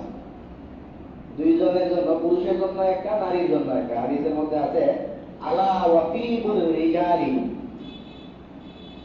রিহুন লা লাউনা লাহা ওয়াতিবুন নিসাই লাউনুন লা রিহা লাহা। তোমাদের ভাগটা শুনে নেও, সেটা হলো পুরুষ যারা তারা ব্যবহার করবে এমন জিনিস যেই জিনিসের সুগন্ধি আছে, কালার নাই। আর নারীরা ব্যবহার করবে এমন জিনিস যেটার কালার আছে, সুগন্ধি নাই। পুরুষদের ব্যবহার্য এমন বিষয় যে জিনিসগুলো থেকে ঘ্রাণ ছড়াবে, ওরকম জিনিস এই সুগন্ধি ব্যবহার করবে, কিন্তু যেটার কোনো দাগ পড়বে না, রং নাই যে। আর নারীরা এই সাজসজ্জা গ্রহণ করবে যেগুলো দেখা যাবে, কালার আছে, ওরকম জিনিস নারীরা সাজের জন্য ব্যবহার করবে, কিন্তু ওগুলো থেকে ঘ্রাণ ছড়াতে পারবে না। নারীদের ঘ্রাণ ছড়ানো নিষেধ, আর পুরুষের দেখানো নিষেধ। তো নারীরা আমার এই যত্রতত্র দেখায় বেড়াবে না, যেসব জায়গায় দেখানো বলবে ওইসব জায়গায় দেখাবে। বৈধ পাত্রে স্বামীর জন্য সাজা, এটা অন্যতম বড় একটা সুন্নত। এদের জন্য সাজতে গিয়ে এই কাজটা করবে, সেটা হলো যে গান ছড়াবে এরকম কিছু ব্যবহার করবে না, কালার দেখা যাবে ওরকম জিনিস ব্যবহার করবে। তাহলে নারীদের জন্য বিশেষভাবে আমরা বললাম এখন যে এই সুগন্ধি ব্যবহার করতে পারবে না। আর পুরুষ এই কালার কম ব্যবহার করবে। কাপড়ের মধ্যে যদি কাপড়ের অটোমেটিক থেকে সেটা ভিন্ন জিনিস, আলাদা কোনো কালার, তখন অনেকে লিপস্টিক পর্যন্ত ব্যবহার করে না, ওরকম এই টাইপের জিনিসগুলো ব্যবহার করা যেগুলিতে কালার ছড়া, ওগুলো নিষেধ। কিছু জিনিস আছে যে জিনিসগুলি সবার জন্য নিষেধ। নারীদের স্বাধীনতা একটু বেশি, আপনারা বুঝতেই পারতেছেন। পোশাকের স্বাধীনতায় নারীরা এগিয়ে আছে, পুরুষের অনেক নিষেধাজ্ঞা আছে। লাল কালার ব্যবহার, কুসুম কালার ব্যবহার নিষেধ, সোনা ব্যবহার নিষেধ, রূপা ব্যবহার নিষেধ, রেশম ব্যবহার নিষেধ। তো অনেকগুলি বললাম, এই জায়গায় কাপড় দিতে কাপড় দিতে পারবে না, ওইটাও সতর্ক থাকতে হবে। নারীদের বাধ্যবাধকতা কম, কিছু বাধ্যবাধকতা আছে যেগুলোতে সবাই শরীক। এর মধ্যে অন্যতম হইল, এটাকে হাদিসের ভাষায় বলা হয় তাশাব্বুহ। তাশাব্বুহ মানে হইল সাদৃশ্যতা অবলম্বন। সাদৃশ্যতা অবলম্বনটা দুই রকম সাদৃশ্যতা। একটা হইল এই নারী হইয়া পুরুষের সাদৃশ্য, এটা চালু হয়েছে। পুরুষের পোশাক পরা শুরু করতেছে নারীরা। এটা একটা, যে পোশাকগুলি পুরুষের জন্যই সবাই বুঝে যে এটা পুরুষের পোশাক, ওগুলি পরা শুরু করছে, শার্ট প্যান্ট করে। পুরুষেরা এদের জন্য সাদৃশ্যতা অবলম্বন নিষেধ, এটাও শুরু হয়েছে। ওই দুল তুলে তুলে এখন পুরুষেরাও করা শুরু করে দিচ্ছে। এই হলো এক ধরনের সাদৃশ্যতা, নারী হইয়া পুরুষের সাদৃশ্যতা গ্রহণ, আর পুরুষ হইয়া নারীর সাদৃশ্য গ্রহণ। এইটা হলো একটা সাদৃশ্যতা যেটা নিষেধ। এটার ব্যাপারে হাদিসে আছে, হাদিসে দুই রকম বক্তব্য। কোন কোন হাদিসে ওরকম আছে লাআনাল্লাহু, মানে আল্লাহ তাআলা অভিশাপ দেন। আবার অনেক হাদিসে আছে লাআনা রাসূলুল্লাহ সাল্লাল্লাহু আলাইহি ওয়াসাল্লাম, রাসূলুল্লাহ সাল্লাল্লাহু আলাইহি ওয়াসাল্লাম অভিশাপ দেন। তো দুই রকম কথা আছে। শেষের কথাটা এরকম, লাআনা রাসূলুল্লাহ সাল্লাল্লাহু আলাইহি ওয়াসাল্লাম আল মুতাশাব্বিহিনা বিন নিসাই মিনার রিজাল ওয়াল মুতাশাব্বিহাতি বির রিজালি মিনান নিসা। যেই সব পুরুষেরা নারীদের সাদৃশ্য গ্রহণ করে আর যেই সব নারীরা পুরুষের সাদৃশ্য গ্রহণ করে, এদের উপরে আল্লাহ এবং তার রাসূলের অভিশাপ। তো আল্লাহ তাআলা অভিশাপ দেন, কোন হাদিসে আছে রাসূল সাল্লাল্লাহু আলাইহি ওয়াসাল্লাম অভিশাপ দেন। তো এই হলো একটা, যেটা সাদৃশ্যতা গ্রহণের একটা সূরত বললাম। সাদৃশ্যতা গ্রহণের আরেকটা স্টাইল আছে। সেই স্টাইলটা হলো বিজাতিদের সাদৃশ্যতা গ্রহণ। বিজাতিদের সাদৃশ্যতা গ্রহণ, ওটা নিয়ে আবার অনেক লম্বা আলাপ। এক সময় এরকম হইত যে বাংলাদেশের বাঙালিদের পোশাক, এরা লুঙ্গি পাঞ্জাবি, তো এই কারণে শার্ট প্যান্ট পরলেই মনে করতো যে এরা খ্রিস্টানদের, এরা ইহুদিদের পোশাক। ওরকম একটা সময় গেছে, আস্তে আস্তে এটা কমছে। এখন শার্ট প্যান্ট বাংলাদেশের মানুষ এটা বাঙালিদেরই পোশাক হয়ে গেছে, সবাই পরে মোটামুটি। আবার একটা সময় আপনারা ডাক্তার জাকির নায়েকের ইস্যুতে বহুবার শুনছেন, এই লোক টাই পরে, এই টাই পরে যে এটা কার সাদৃশ্যতা, ইহুদি খ্রিস্টানদের সাদৃশ্যতা গ্রহণ। ওটা নিয়েও অনেকের অনেক ধরনের আলাপ আছে। না, এটা সাদৃশ্যতা না, এটা ইহুদি খ্রিস্টান ছাড়া এখন মুসলমানরাও পরে, যেটা আছে, যেহেতু সবাই পড়া শুরু করছে, এটা সাদৃশ্যতা বলা যাবে না। আবার কিছু আছে যে অনেকে বলে না, এটা সাদৃশ্যতা, এটা এরাই পরে, এরাই চালু করছে। সেগুলো নিয়ে কানাঘুষা আছে, মতানৈক্য আছে। তো কিছু ব্যাপার আছে যেটা বলেছে যে আমরা, সেটা হলো কিছু সাদৃশ্যতা এরকম আছে যেটা আসলে সাদৃশ্যতা কি না এটা নিয়ে এই কথা আছে। আর কিছু আছে একদম আসলে সাদৃশ্যতা, একদম সবাই জানে। আপনি চুলের সেলুন থেকে বাইরে হইলে দেখলেই আপনারে সবাই বলবে যে এই লোক তো নেইমারের কাটিং দিছে, রোনাল্ডোর কাটিং দিছে। এটা যে সাদৃশ্যতা, এটা নিয়ে কোনো কথাবার্তা নেই, এটা নিশ্চিত। তাহলে সাদৃশ্যতার স্টাইল দুইটা, বিজাতীয় বিধর্মীদের সাদৃশ্যতা, ওটার মধ্যে কিছু আছে যেটা নিয়ে মতানৈক্য হয়, আর আরেকটা হইল নিশ্চিত সাদৃশ্যতা। বুদ্ধিমান যারা, এরা তো এই কাজই করবে যে এটা নিয়ে যেহেতু কথা আছে, কি দরকার আমার, এটাও বাদ দিই। সাদৃশ্যতা হইতে পারে, মানুষজন বলে হয়তো এটাও সাদৃশ্যতা, তো এটাও বাদ দিই, দরকার কি এটা আমার। আর অবশ্যই যেটা পরিহার করতে হবে সেটা হলো সুনিশ্চিত সাদৃশ্যতা, যেটা ওটা তো বাদ দিতেই হবে। নবী সাল্লাল্লাহু আলাইহি ওয়াসাল্লাম হাদিসের মধ্যে বলেন, মান তাশাব্বাহা বিকাউমিন ফাহুয়া মিনহুম। যারা কোন জাতির, কোন বিশেষ ধর্মের বা কোন বিশেষ গোষ্ঠীর সাদৃশ্যতা অবলম্বন করে, এরা এই গোষ্ঠীরই অন্তর্ভুক্ত। যারা কোন গোষ্ঠীর, বিশেষ কোন গোষ্ঠীর বা বিশেষ কোন ধর্মের সাদৃশ্যতা গ্রহণ করে, এরা এই ধর্মেরই লোক বা এই গোষ্ঠীরই লোকেরা। তাহলে এই বললাম আমরা সাদৃশ্যতার আরেকটা পদ্ধতি, যেটা হলো, একটা তো বলছিলাম নারী হয়ে পুরুষের সাদৃশ্যতা, পুরুষ হয়ে নারীর সাদৃশ্যতা, এটার ব্যাপারে অভিশাপের কথা বললাম। আর আরেকটা আছে বিধর্মীদের সাদৃশ্যতা। সেই বিধর্মীদের সাদৃশ্যতা যারা গ্রহণ করবে, এদের ব্যাপারে বলা আছে যে এরা এই ধর্মের এই লোকের অন্তর্ভুক্ত, এদের সাথেই আসর হবে, এদের সাথেই এদের হিসাব। তো এখন যে পয়েন্টটা আমরা বললাম, সেটার মূল প্রতিপাদ্যটা ছিল সাদৃশ্যতা। এটার অধীনে আমরা একটু লম্বা চোরা কথা বলে ফেললাম, অনেক পদ্ধতি বললাম। নারী হয়ে পুরুষের, পুরুষ হয়ে নারীর, অথবা বিজাতিদের, বিজাতিদের মধ্যে আমরা আবার ভাগ বাটোয়ারা করলাম যে কিছু একদম সুনিশ্চিত, কিছু মাঝামাঝি টাইপের, এগুলিও বাদ দেওয়া উচিত। তো এই হলো সাদৃশ্যতার আলোচনা, সাদৃশ্যতা পরিহার করা। আরেকটা হলো পোশাক পরিচ্ছদের মধ্যে অপচয় না করা। এটা আর একটা, এটা আমরা বিভিন্ন সেলিব্রিটিদের দেখি, এদের নিউজে দেখা যায় যে অমুকের এই কাপড় এত কোটি দিয়া কিনা হয়েছে, অমুক ব্যক্তি এই কাপড়টা এই দিয়ে করে কিনছে। এগুলি শুধু নাম কামানোর জন্য টাকা খরচ করা হয়, এত টাকা দিয়ে আবার কাপড় হয় না। এটা একটা ইসরাফ। কোরআন কারীমের মধ্যে আছে, ইন্নাল মুবাজ্জিরিনা কানু ইখওয়ানাশ শায়াতিন। হয়তো কাপড়ের দরকার নাই, এমনি প্রতিদিন একটা কাপড় পরবো, কোনো কাজ নাই, কাপড়ের পিছনে বা যে কোনো কারণে অপচয় যারা করে এরা শয়তানের ভাই। আর একটা কথা, সেটাও নারী পুরুষ সবার সাথেই সম্পৃক্ত, এবং আমরা দেখি আমাদের সমাজের মানুষজন এটা করে, এটাও বলে নেই, এটাও সতর্ক থাকা উচিত। সেটা হলো পোশাক পরিচ্ছদে কোন ধরনের প্রাণীর ছবি ব্যবহার না করা। এই গেঞ্জির মধ্যে এর ছবি, ওরকম ছবি, ছবি আবিজাবি কত কিছু থাকে।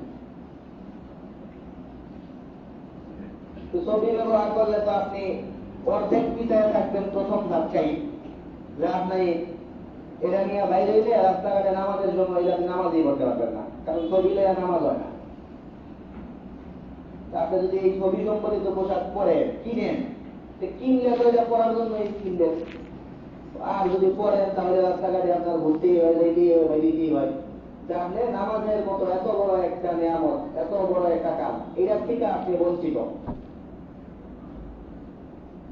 তাহলে আপনার পোশাকই আপনাকে বহু ধাপ পিছায় দিচ্ছে, যে তুমি এমন পোশাক পরো যেটা দিয়ে ভালো কাজ করা যাবে না। তো এই কারণে পোশাক পরিধান করতে গিয়ে ছবি সম্পর্কিত পোশাক পরা এটা নিষেধ। এই হল আরেকটা গুরুত্বপূর্ণ কথা। ছবির ব্যাপারে আপনারা জানেন, হাদিসের মধ্যে বহু কঠোর প্রাণী আছে, যে প্রাণীর ছবি যারা অঙ্কন করে এদের কিয়ামতের দিন বলা হবো যে তোমরা এদের মধ্যে প্রাণ সঞ্চার করো, প্রাণী যেহেতু আসছো, পেটাগিরি করছো, তাইলে পুরাটাই করো।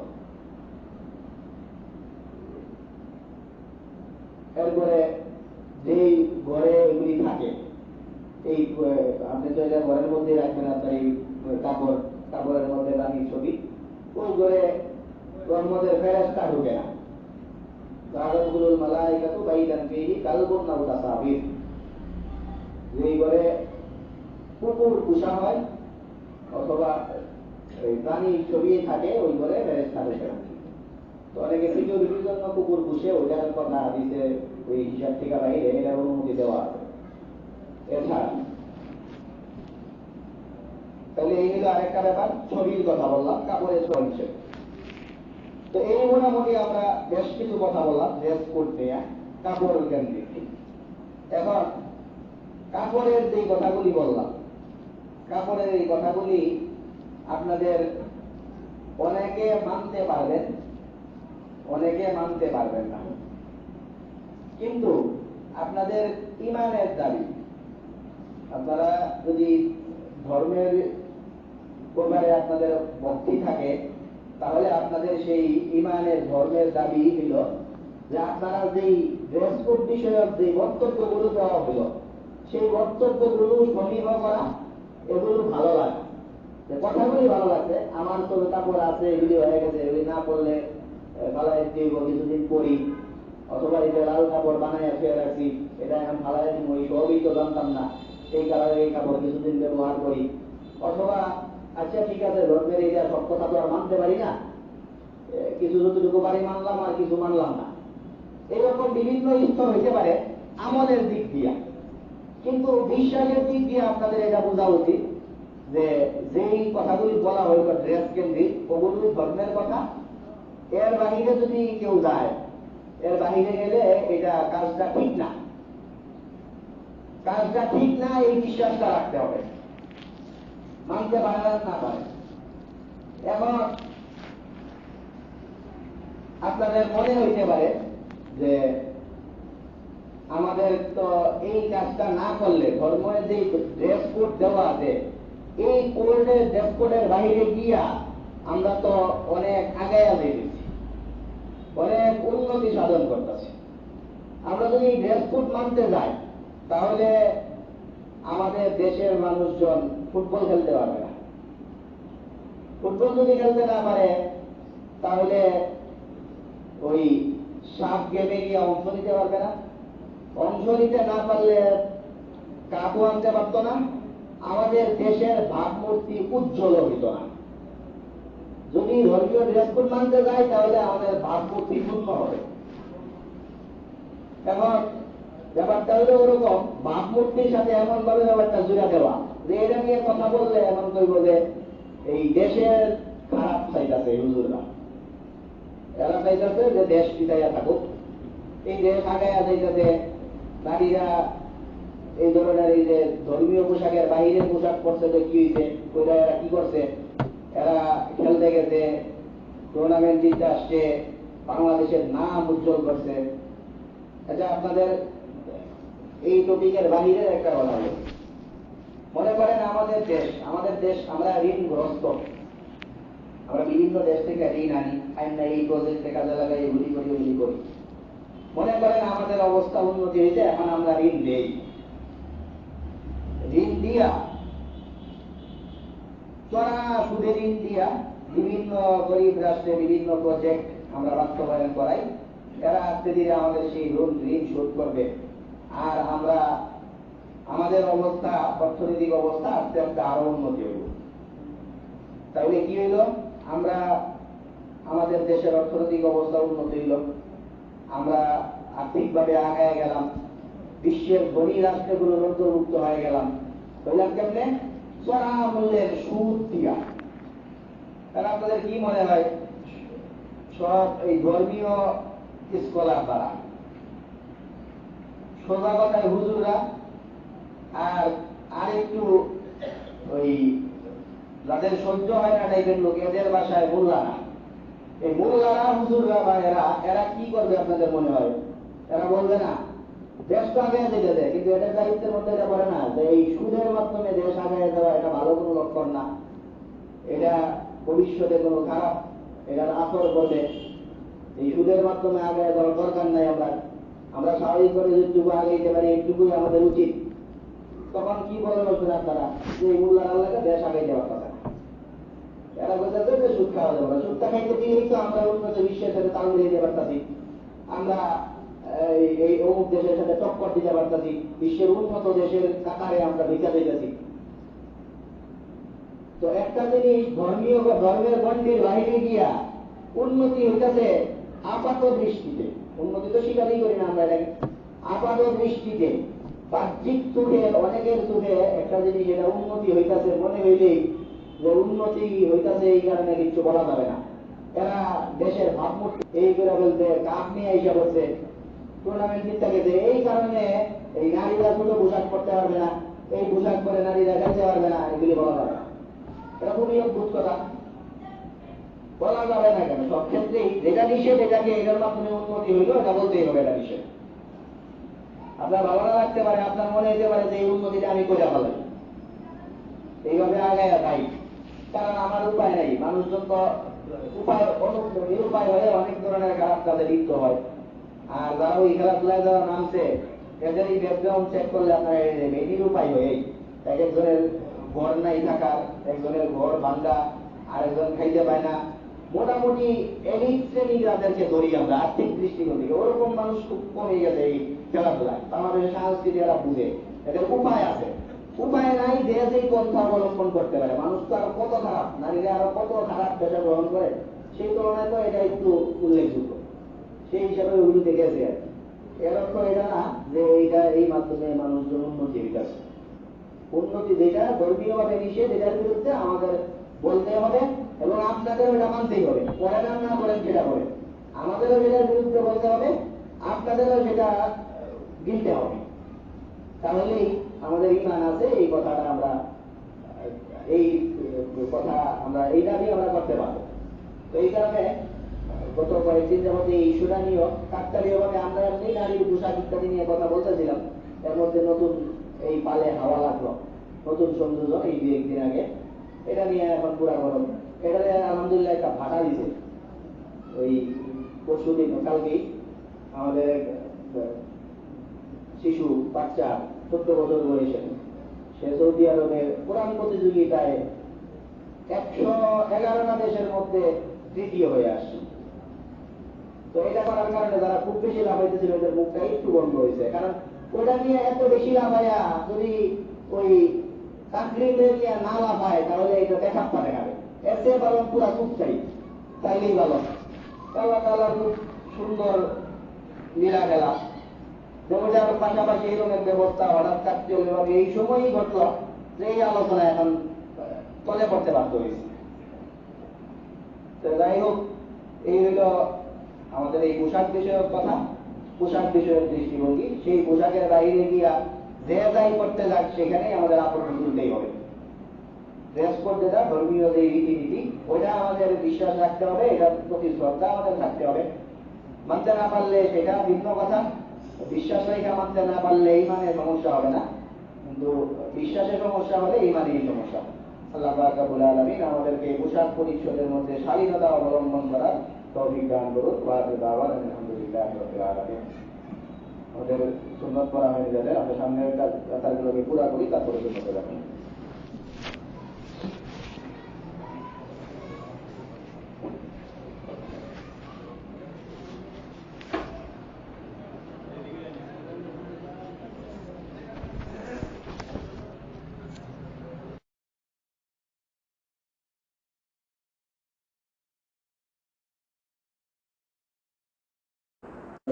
مؤمن ولا مؤمنة إذا قضى الله ورسوله أمرا أن يكون لهم الخيرة من أمرهم ومن يعص الله ورسوله فقد ضل ضلالا مبينا.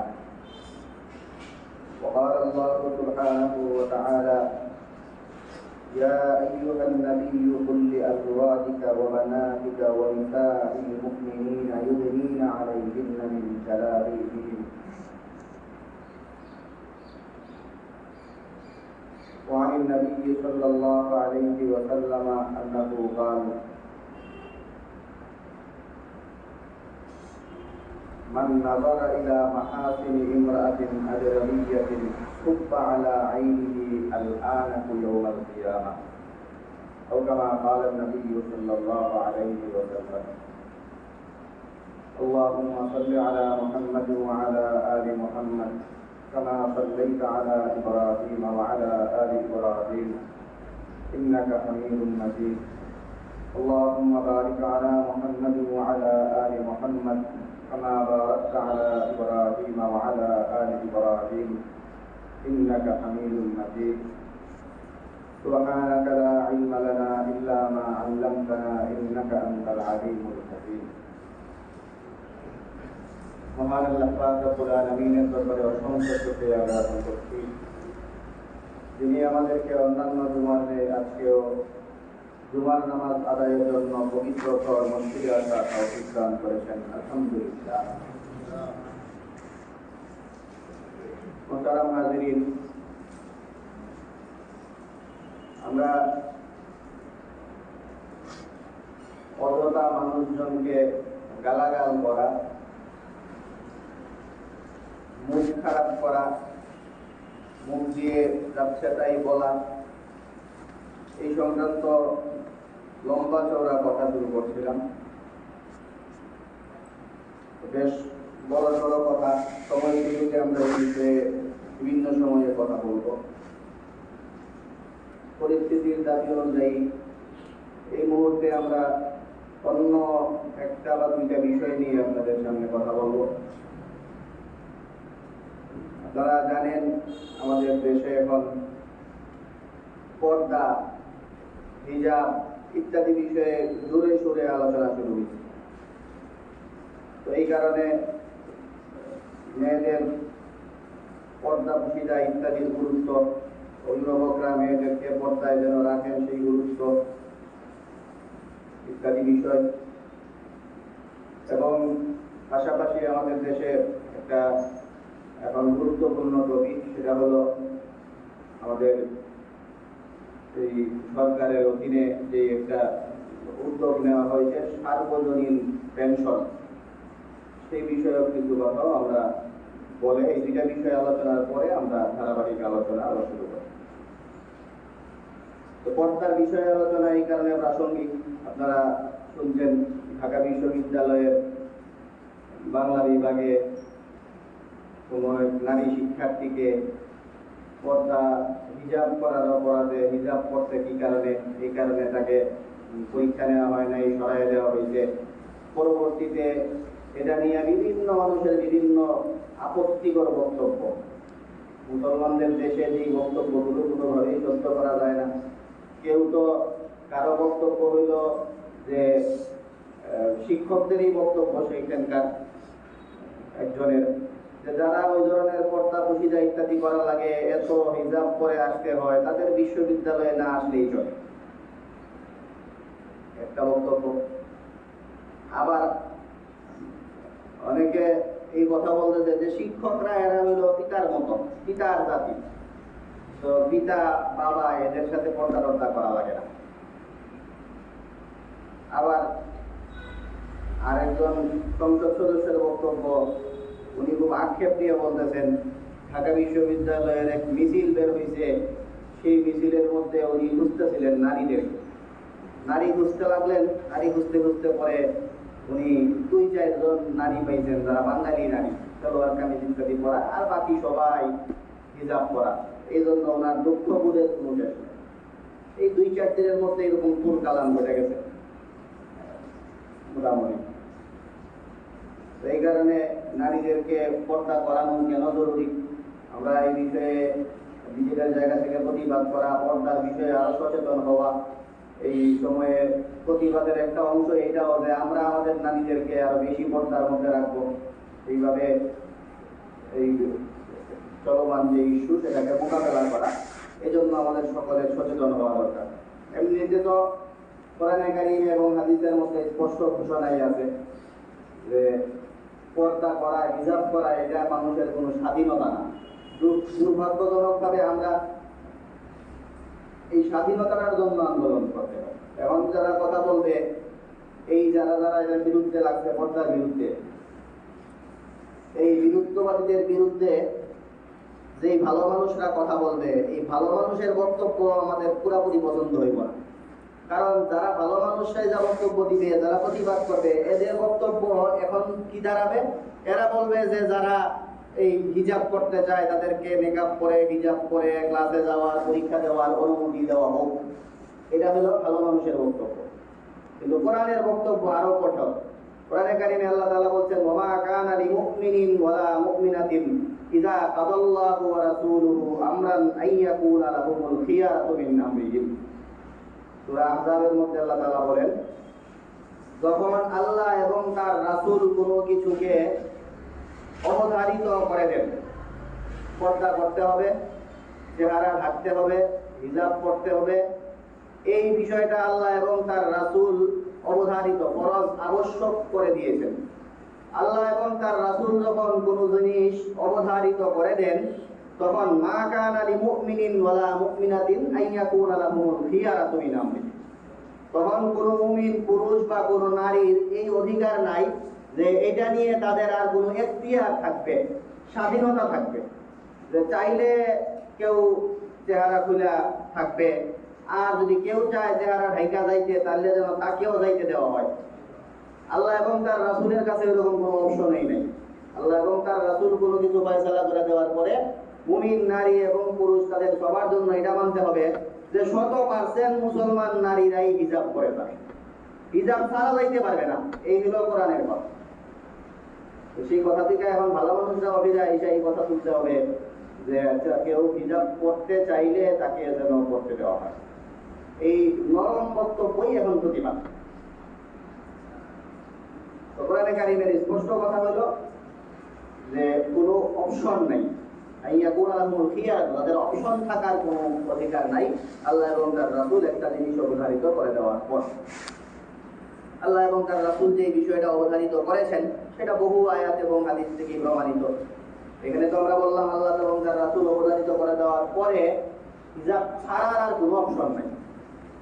অবধারিত যে করে দিয়েছেন এই কথাটাও একই সূরার মধ্যে আল্লাহ তাআলা নবী করিম সাল্লাল্লাহু আলাইহি ওয়াসাল্লামকে অর্ডার দেন।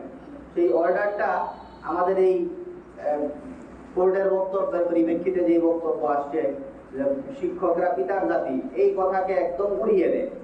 আল্লাহ তাআলা নবী সাল্লাল্লাহু আলাইহি ওয়াসাল্লামকে বলে দিচ্ছেন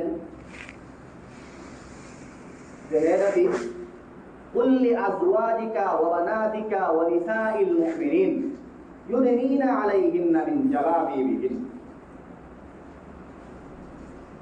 হে নবী, আপনি অর্ডার করুন কাদেরকে? লিআজওয়াজিকা ওয়া বানাতিকা ওয়া নিসাইল মুমিনিন, আপনার স্ত্রীদেরকে, আপনার মেয়েদেরকে এবং অন্যান্য নারীদেরকে, প্রত্যেককেই অর্ডার করুন। আপনার স্ত্রীকে অর্ডার করুন, স্ত্রী যারা তাদেরকে, আপনার মেয়েরা যারা তাদেরকে অর্ডার করুন, আর অন্যান্য নারীদেরকে অর্ডার করুন ইউদনিনা আলাইহিন্না মিন জালাবিবিহিন, এরা যেন এদের চেহারার উপরে কাপড় জড়িয়ে নেয়। তো এইখানে দেখেন নবী ওনার মেয়েদেরকেও এই পর্দার আদেশ দিচ্ছেন এবং স্ত্রীদেরকেও দিচ্ছেন। আল্লাহ তাআলা নবীর স্ত্রীদের ব্যাপারে কোরআনে কারিমে বলেন, আন-নাবিয়্যু আওলা বিল মুমিনিনা মিন আনফুসিহিম ওয়া আজওয়াজুহু উম্মাহাতুহুম। নবী করিম সাল্লাল্লাহু আলাইহি ওয়াসাল্লামের যে স্ত্রীগণ, সেই স্ত্রীগণ হলো অন্যান্য মুমিনদের জন্য মাতৃতুল্য, মায়ের মতো। এই কোরআনে কারীমের আয়াতে আল্লাহ তাআলা বলতেছেন যে নবী সাল্লাল্লাহু আলাইহি ওয়াসাল্লামের স্ত্রীগণ হলো মুমিনদের মায়ের মতো, মা তুল্য। তুল্য না, একদম ক্লিয়ার বক্তব্য। ওয়া আজওয়াজুহু উম্মাহাতুহুম, ওখানে আমাদের এই কোরআনের প্রেক্ষিতের বক্তব্যের মধ্যে বলা আছে শিক্ষক জাতি হলো পিতৃ তুল্য। ওই তুল্য বা মতো একটা ব্যাপার আছে। আর কোরআনে কারিমে বলা ওয়া আজওয়াজুহু উম্মাহাতুহুম, এবং ওনার স্ত্রীগণ তাদের মা। ওখানে তুল্য মান আরো বেশি, একদম মাই। এরপরেও আল্লাহ তাআলা বলছেন আপনার স্ত্রীদেরকে, মানে অন্য যারা মা, তো অন্যান্য যারা ছেলের মতো হইলে, মা হইলে, ওদের সাথে ওদের পর্দা করে। ওয়া আজওয়াজুহু উম্মাহাতুহুম, আর নবীর স্ত্রীগণ হলো অন্যদের মা। এরপরে নবীকে বলছেন আপনি আপনার স্ত্রীদেরকে বলেন যে তারা যেন পর্দা করে। কি পরিমাণ পর্দা করে সেটার ঘটনাটা হযরত সাউদা রাদিয়াল্লাহু তাআলা আনহা, একজন নবী সাল্লাল্লাহু আলাইহি ওয়াসাল্লামের একজন স্ত্রী, উনি এই আয়াত নাযিল হওয়ার পরে উনি একটু মোটা-সোটা ছিলেন। এই কারণে উনি রাস্তা দিয়ে যাচ্ছেন। রাস্তা দিয়ে যাওয়ার পরে কোনো এক কাজে অনেক সময় প্রয়োজন হয়, হযরত ওমর রাদিয়াল্লাহু তাআলা আনহু কোনো এক প্রয়োজন দেখা দিয়েছে যে ওনার সাথে হয়তো দরকার, ওনাকে ডাক দিয়েছে। ডাক দেওয়ার পরে অন্য প্রয়োজন কি ছিল বা কি কথা বলছেন যেগুলি এখানে আমাদের মুখ্য উদ্দেশ্য না।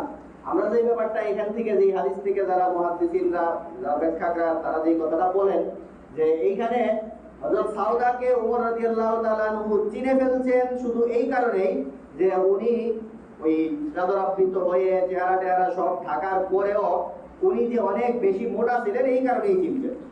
তো অনেক বেশি মোটা ছিলেন এই কারণে চিনে ফেলছেন। এর দ্বারা আমরা যে ব্যাপারটা বুঝতে পারি যে চেহারা বা শরীরের এমন কোনো কিছু ওনার উন্মুক্ত ছিল না যেটা দিয়ে চিনতে পারতেন। নাইলে তো যদি চেহারাই খোলা থাকতো তাহলে সবাই বলতো যে চেহারা খোলা ছিল এই কারণে চিনে ফেলছে। চিনে ফেলার কারণটা শনাক্ত করা হইতেছে যে উনি খুব মোটা ছিলেন এই কারণে চিনে ফেলছেন। একজন মোটা হওয়ার কারণে চিনা ফেলা এর স্বাভাবিক অর্থ হইল যে চেহারা কোনো কিছু আর খোলা ছিল না যা দিয়ে চিনা পায়। তাহলে এই নবীর স্ত্রী যে অন্য সবার মা, সেই মা উনিও অন্যদের সাথে পর্দা করতেছেন, এমন পর্দা করতেছেন যে চেহারা মোটা না হইলে ওনারা চিনাই যেত না। এইভাবে আয়েশা রাদিয়াল্লাহু তাআলা আনহা এই কথা বলেন, লাম্মা নাযালাত ওয়াল ইয়াজরিবনা বিকুমুরিহিন্না আলা জুয়ুবিহিন, যখন এই আয়াত নাযিল হইল যেন এরা পর্দাবৃত্ত হয়, এই আয়াত নাযিল হওয়ার পরে আমরা কাপড় ইত্যাদি দিয়া বাত্তাইনা মুরুতাহুন্না, এরা চেহারা কাপড় ইত্যাদি দিয়ে একদম চেহারা পর্যন্ত রেখে ফেলছে। ইবনে আব্বাস রাদিয়াল্লাহু তাআলা আনহু বলেন আল্লাহ তাআলা কোরআন কারীমের আয়াত যখন নাযিল করতেন যে وَقُلْ لِلْمُؤْمِنَاتِ يَغْضُضْنَ مِنْ أَبْصَارِهِنَّ وَيَحْفَظْنَ فُرُوجَهُنَّ وَلَا يُبْدِينَ زِينَتَهُنَّ, এরা এদের সাজসজ্জা যেন বাহিরে প্রকাশ না করে, এই আয়াত নাযিল হওয়ার পরে ইবনে আব্বাস রাদিয়াল্লাহু তাআলা আনহু এটার ব্যাখ্যা বলেন যে রাস্তায় বাইর হইলেও রাস্তা চলার জন্য সর্বোচ্চ একটা চোখ খোলা রাখতে হবে। উনি অনেক বেশি কঠোরতা করেন যে দেখার জন্য এক চোখ। তো আমাদের এই সময় তো খুব সুবিধা, দেখার জন্য যেই বোরকার সাথে কাপড় দেওয়া হয় ওটা ফালাইলেও দেখা যায়। ওটার সাথে অনেকে আরেকটু যারা লজ্জাবতী, আরেকটু যারা ভালো সম্ভ্রান্ত ফ্যামিলিরা আরো চশমা টশমা ব্যবহার করে, তখন আরো বেশি এই জায়গা চোখের জায়গাটা আরো বেশি আবৃত থাকে। তো এই মিলে নবীর যে স্ত্রীগণ অন্যদের কে আল্লাহ তাআলা যাদের ব্যাপারে বলছেন যে অন্যদের মা এদের এই পর্দা এবং এদের এই শরীর ঢাকার এই অবস্থা ছিল। তো এইখানে ওই পিতার জাতি, শিক্ষকের জাতি, পিতার জাতি এদের সাথে পর্দা না করলেও চলবে, এই ধরনের বক্তব্য খুবই হাস্যকর। শরীয়তের ধর্মীয় জ্ঞান একদম শূন্যের কোঠায় থাকলে মানুষ এই ধরনের বক্তব্য দিতে পারে।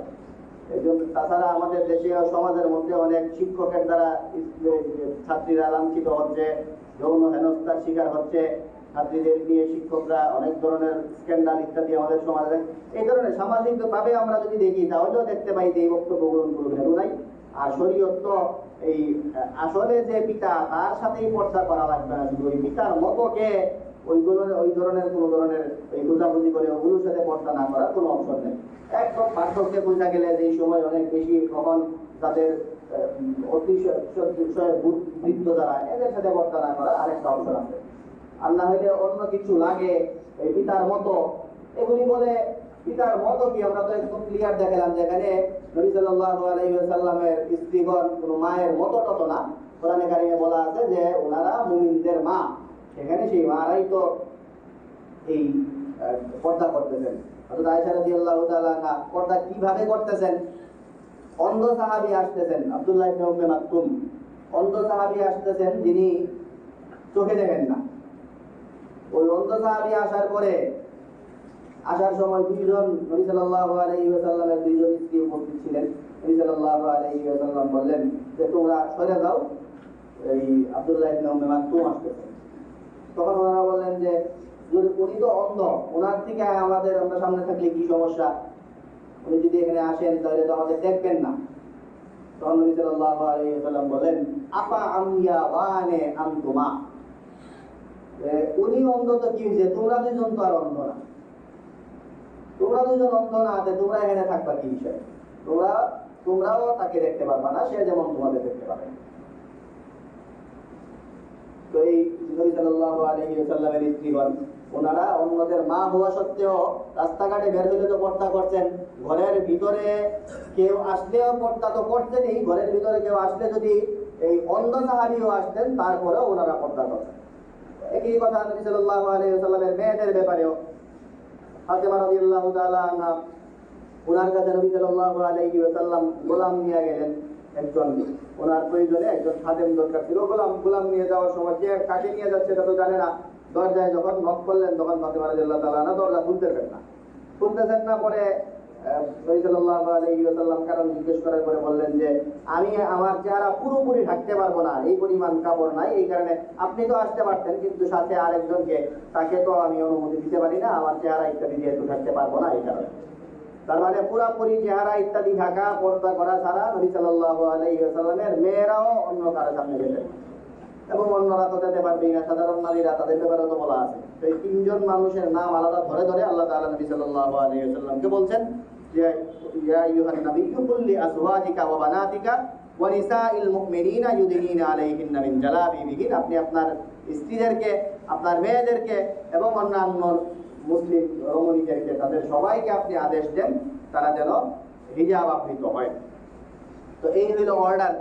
এই অর্ডারের পরে শুরুতেই আমরা আয়াত পাঠ করলাম যে এই অর্ডারের পরে আর কোনো অপশন নাই, কারো কোনো অপশন থাকার সুযোগই নাই। আল্লাহ তাআলা বলছেন যে কোনো মুমিন নারী এবং পুরুষের কোনো অপশন থাকতে পারে না। এটা হিজাব সংক্রান্ত আয়াতের অধীনেই এই কথাটা বলা, যে যখন আল্লাহ এবং তার রাসূল কোনো ফয়সালা দিয়ে দিবেন এরপরে তাদের অপশন থাকবে যে কেউ চাইলে হিজাব ছাড়াও যেতে পারবে ক্লাসে, কেউ চাইলে হিজাব নিয়ে যেতে পারবে, এই অপশনই নাই। সেখানে আমাদের পুরা উল্টায়া দিয়া এখন হিজাব নিয়ে যাওয়ার অপশন নাই, এই ব্যবস্থা করার চেষ্টা করা হইতেছে, যেটা কোরআনে কারিমের সাথে শতভাগ সাংঘর্ষিক। কোরআনে কারিমে যেখানে বলা হইতেছে যে হিজাব ছাড়া যাওয়ার কোনো অপশনই নাই, আর এখন বাধ্য করা হইতেছে হিজাব নিয়ে যাওয়ার কোনো অপশন নাই। ওই জন্য এটার বিরুদ্ধে সবার সোচ্চার হইতে হবে। সকলে আমরা নিজেদের নারীদেরকে তাদেরকে পর্দার ভিতরে রাখবো, তাদেরকে পর্দার মধ্যে থেকে শালীনভাবে বাইরে বের হইতে হইলে বাইর করবো, এবং আমরা যারা এটার বিরুদ্ধে কথা বলে তাদের বিরুদ্ধে আমরা সোচ্চার হব, যে নিজস্ব জায়গা থেকে সবাই আমরা মুখ খুলবো, যেন এই ধরনের এই কোরআনের সাথে স্পষ্ট সাংঘর্ষিক কোনো ধরনের আইন, এটা যেহেতু এখন আইনের অধীনে চলে গেছে, এই জন্য হাইকোর্টে এটা বিবেচনাধীন, সেখান থেকে যেন এই ধরনের কোনো কিছু না আসে যেটা কোরআনের সাথে স্পর্শ সাংঘর্ষিক হয়। এজন্য আমাদের উচিত সবাই নিজস্ব জায়গা থেকে সোচ্চার হওয়া, আওয়াজ তোলা, এবং নিজেরাও ঠিক হওয়া দরকার। এত বড় সামাজিক আওয়াজ করার আগে নিজেরাও যেন নিজেদের যারা নারী আছে তাদেরকে আমরা পর্দায় রাখি, না রাখলে এদেরকে আপনারা জানেন আমরা বিভিন্ন সময়গুলি বলছি, তাই ইউজ বলে এদেরকে, তারা নিজেদের মেয়ে সন্তান স্ত্রী মা তাদেরকে পর্দার ভিতরে রাখে না। এইসব লোকদের ব্যাপারে বলা আছে হাদিসে যে এরা জান্নাতেই ঢুকতে পারবে না। তো এই জন্য আমরা প্রত্যেকেই আলা কুল্লুকুম রাইন ওয়া কুল্লুকুম মাসউলুন আন রাইয়াতিহি, আমাদের প্রত্যেকেই নেতা, দায়িত্বশীল, প্রত্যেকের অধীনেই কিছু না কিছু অধীনস্থ লোক আছে।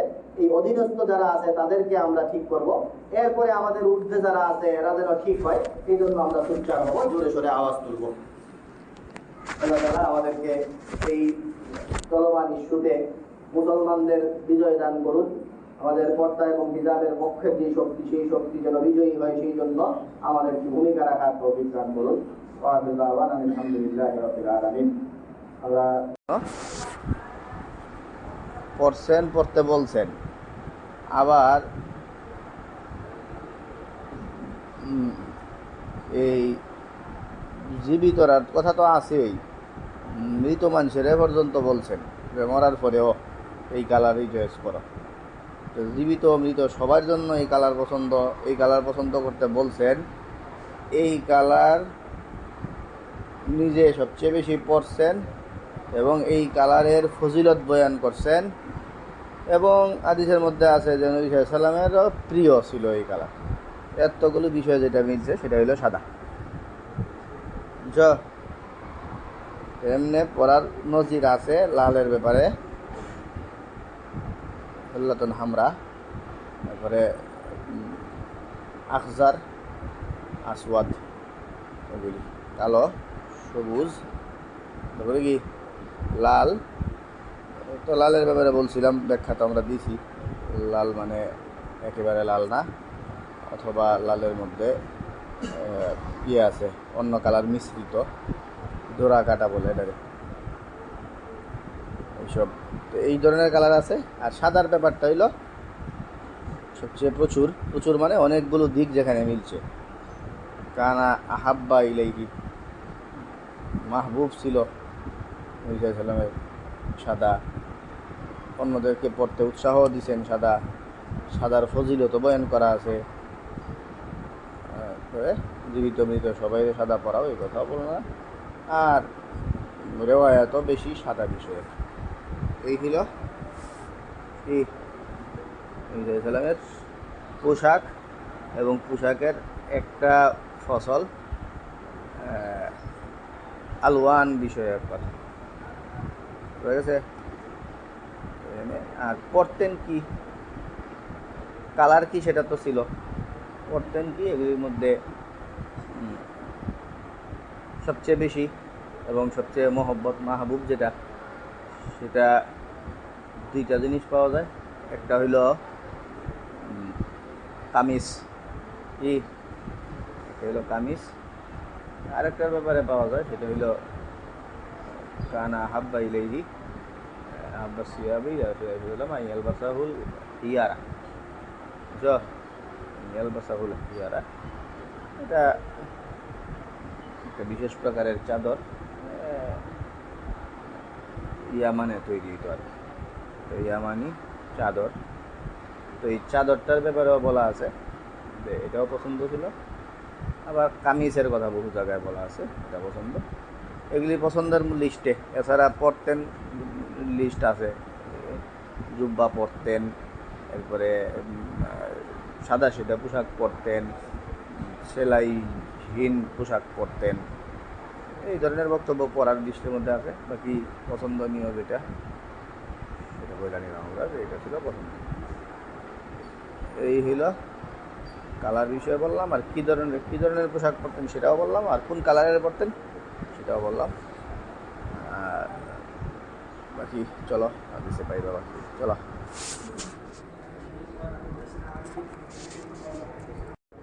দুইটা অর্থ, একটা হইলো কি, একটা হইলো রাজুলুন মানে হইলো রাজুলুন রাজুলু মা ইউকাবিলুন নিসা মা ইউকাবিলুল মারাতা, আর আরেকটা হইলো রাজুলুন মানে হইলো ওয়াসাফা বিহি শারাহু সাল্লাল্লাহু আলাইহি ওয়াসাল্লাম ওয়া মানার রাজুলি আত-তাকাসসুরু ফিশ শারি, আঁকা বাঁকা চুল হওয়া। বুঝতে পারছো? এই আঁকা বাঁকা চুল হওয়া সেটা বোঝানো হইতেছে। এটা মনে করো অনেকে মাঝখানে নতুন মাসলা ঢুকায় আর কি, যেটা বললাম যে রাজুল বলা নবী সাল্লাল্লাহু আলাইহি ওয়াসাল্লামের সাথে এটা আদবের খেলাফ। এই কারণে কি মানা নিমু,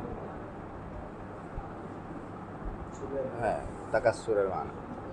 আবার অনেকের বক্তব্য যে তো তাকাল্লুফের দরকার নাই, রাজুলুন এটা অনেক সময় জিয়াদাতুন ফিল ওয়াসফি ফি ওয়াসফি রুজুলিয়া, আচ্ছা পুরুষত্বের ওয়াসফের মধ্যে জিয়াদাতের জন্য অনেক সময় রাজুলুন শব্দের ইতলাক হয়, যেমন বেড়া ওই বাংলায়ও বলে এই টাইপের। তখন কি এর দরকার নেই, কি না সুয়ে আদবের কিছু নাই, ওই সময় রাজুলুন বলা যায়।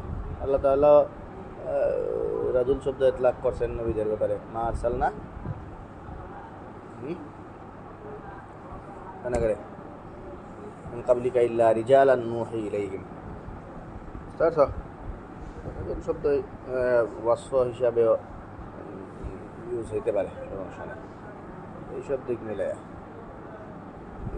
এইলা বুআইদা মা বাইনাল মানকিবাইনে, মানকিব অর্থ কি রে? হ্যাঁ কাঁধ, এই কাঁধের মাঝখানের জায়গাটা একটু বেশি বাইদ ছিল, মানে একটু প্রশস্ত ছিল আর কি। বুআইদা কিছুটা বাইদ ছিল, মা বাইনাল মানকিবাইন মাঝখানের দুই মানকিবের মাঝের জায়গাটা কিছুটা বাইদ ছিল, মানে কিছুটা প্রশস্ত ছিল। আজিম আল জুম্মাতি ইলা শাহমাতি উজনাইহি, ঘন জুম্মা ছিল। আজিম মানে এখানে ঘন কইবার চুলের সিবত, তো জুম্মা হইল যেটা কি মানকিবাইন পর্যন্ত পৌঁছে, মানকিব পর্যন্ত পৌঁছে যে চুল, এটা কি বলে? জুম্মা। বলে ইলা শাহমাতি উজনাইহি, এদিক দিয়ে আবার কানের লতি পর্যন্ত, কানের লতি পর্যন্ত, ঘাড় ছুয়া কানের লতি পর্যন্ত কি ছিল? চুল ছিল, ঘন চুল ছিল। আলাইহি হুল্লাতুন হামরা, তো হুল্লা এর অর্থ হইল মূলত ড্রেস। হুল্লা অর্থ কি? ড্রেস। কি মানে উপর নিচ দুইটা কাপড় মিলে যেটা হয়, এটা কি বলে? এটা মিলে দুই কাপড়ের একত্রে বলে হইল হুল্লা। এখানে দেখো হুল্লাতুন হামরা, নবী সাল্লাল্লাহু আলাইহি ওয়াসাল্লামের গায়ে ছিল হুল্লায়ে হামরা, লাল ড্রেস। তো লাল এমনিতেই নিষেধ, তোমরা জানো পুরুষদের জন্য। এখানে সমস্যা হইলো কি এসে বসছে, লাল ড্রেসের ওয়াজ এসে বসছে। তো লাল ড্রেসের ওয়াজ আসলে তো এটা অনেকভাবেই এটার ব্যাখ্যা করা যায়। একটা তো হইল ডিসকালারের কারণে লাল অনুভূত হয়েছে, হয়তো লাইটিংয়ে বা বিশেষ অন্ধকার ইত্যাদি বিশেষ পরিস্থিতিতে অনেকে দেখার মধ্যে ভিন্নতা হয়, বুঝতে, এই কারণে হয়তো লাল তাবির করে ফেলা হয়েছে। অথবা লাল এর কাছাকাছি এরকম ছিল, কি ছিল? লাল এর কাছাকাছি। যেমন মনে করো একটু সহজ সরল মানুষ যারা, এরা দুনিয়াতে 4-5টা কালারই চিনে, বুঝলো? লাল নামে একটা কালার চিনে। এখানে আশপাশে এই যে মনে করো তোমাদের এই জগটা, তারপরে এটা কি জগের পরে দস্তরখানটা, এদিকে প্লেটটা, এদিকে এমনকি এই যে টিস্যুটা আছে এইটাও, বুঝতে পারছো? এই টিস্যু এই টাইপের আরও যা যা দিকে সপ্তাহে কী কয়া বইব, এটা হইলো সব লাল। এই যে এইটারেও মনে হয় কয়া বইব, এটারেও। তো এই টাইপের এক লাল একটা সে যে লালটার কাছে কি এই ধরনের যা আছে দুনিয়ার সব হইলো লাল। এরকম কালা একটা শিখছে, এটা দেখতে একটু মনে করো ইয়ে লাগে, খুব বেশি চোখে বাসে না। এটা যা আছে দুনিয়া সত্তারে কি কয়ে বলবো, এটা ওই যে সিটটির যেটা আছে একটা এই সিট, এটা এই টাইপের এমন যা আছে এটা সব হলো এর কাছে কালা, আর সাদা আছে ওই একটু দপদপ করে এরকম যা আছে সবই সাদা।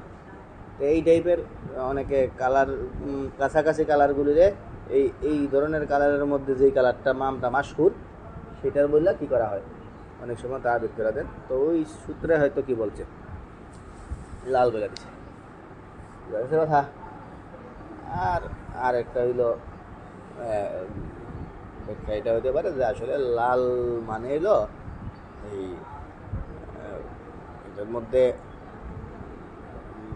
একাধিক কালার সন্নিবেশিত কাপড়, আর এর মধ্যে লালও ছিল আর কি, বুঝছো? একাধিক কালারের কাপড় যার মধ্যে কি ছিল, লালও ছিল। তো বহু ডিজাইনের কালারের মধ্যে যদি লালের ফুটার আভাসটাও থাকে সেটা আবার নিষেধ না। কোথায় বোঝা গেছে? এই হলো কিসের ওয়াজ, লাল বিষয়ক ওয়াজ, বুঝতে পারছো? এই হলো আলাইহি হুল্লাতুন হামরা, মা রাআইতু শাইআন কাত্তু আহসানা মিনহু। আমি ওনার থেকে ইসলামের চেয়ে সুদর্শন কিচ্ছু দেখি নাই। তো এখানে কাউকে দেখি নাই বলতে পারো, অনেকে কিচ্ছু দেখি নাই বলে আসলে ব্যাপারটার মুবালাগা আনতে চান যে শাই মানে মানুষ তো দেখছি না, ওনার চেয়ে বেশি সুন্দর মানুষ ছাড়া অন্য মাখলুকেরও কিছু দেখছি না, এরম বলে মুবালাগা আনতে চান। তো মুবালাগা আনলে আনতে পারো, কোনো কিছুই দেখি না এনার চেয়ে সুন্দর। আবার চাইলে কী করতে পারো, মুবালাগা না শাইয়ানের অর্থ কীও করতে পারো, কাউকেও করতে পারো। কারণ কী হইলেই চলে, মানুষ অন্য যে কোনো মাখলুকের চেয়ে মানুষ সুন্দর।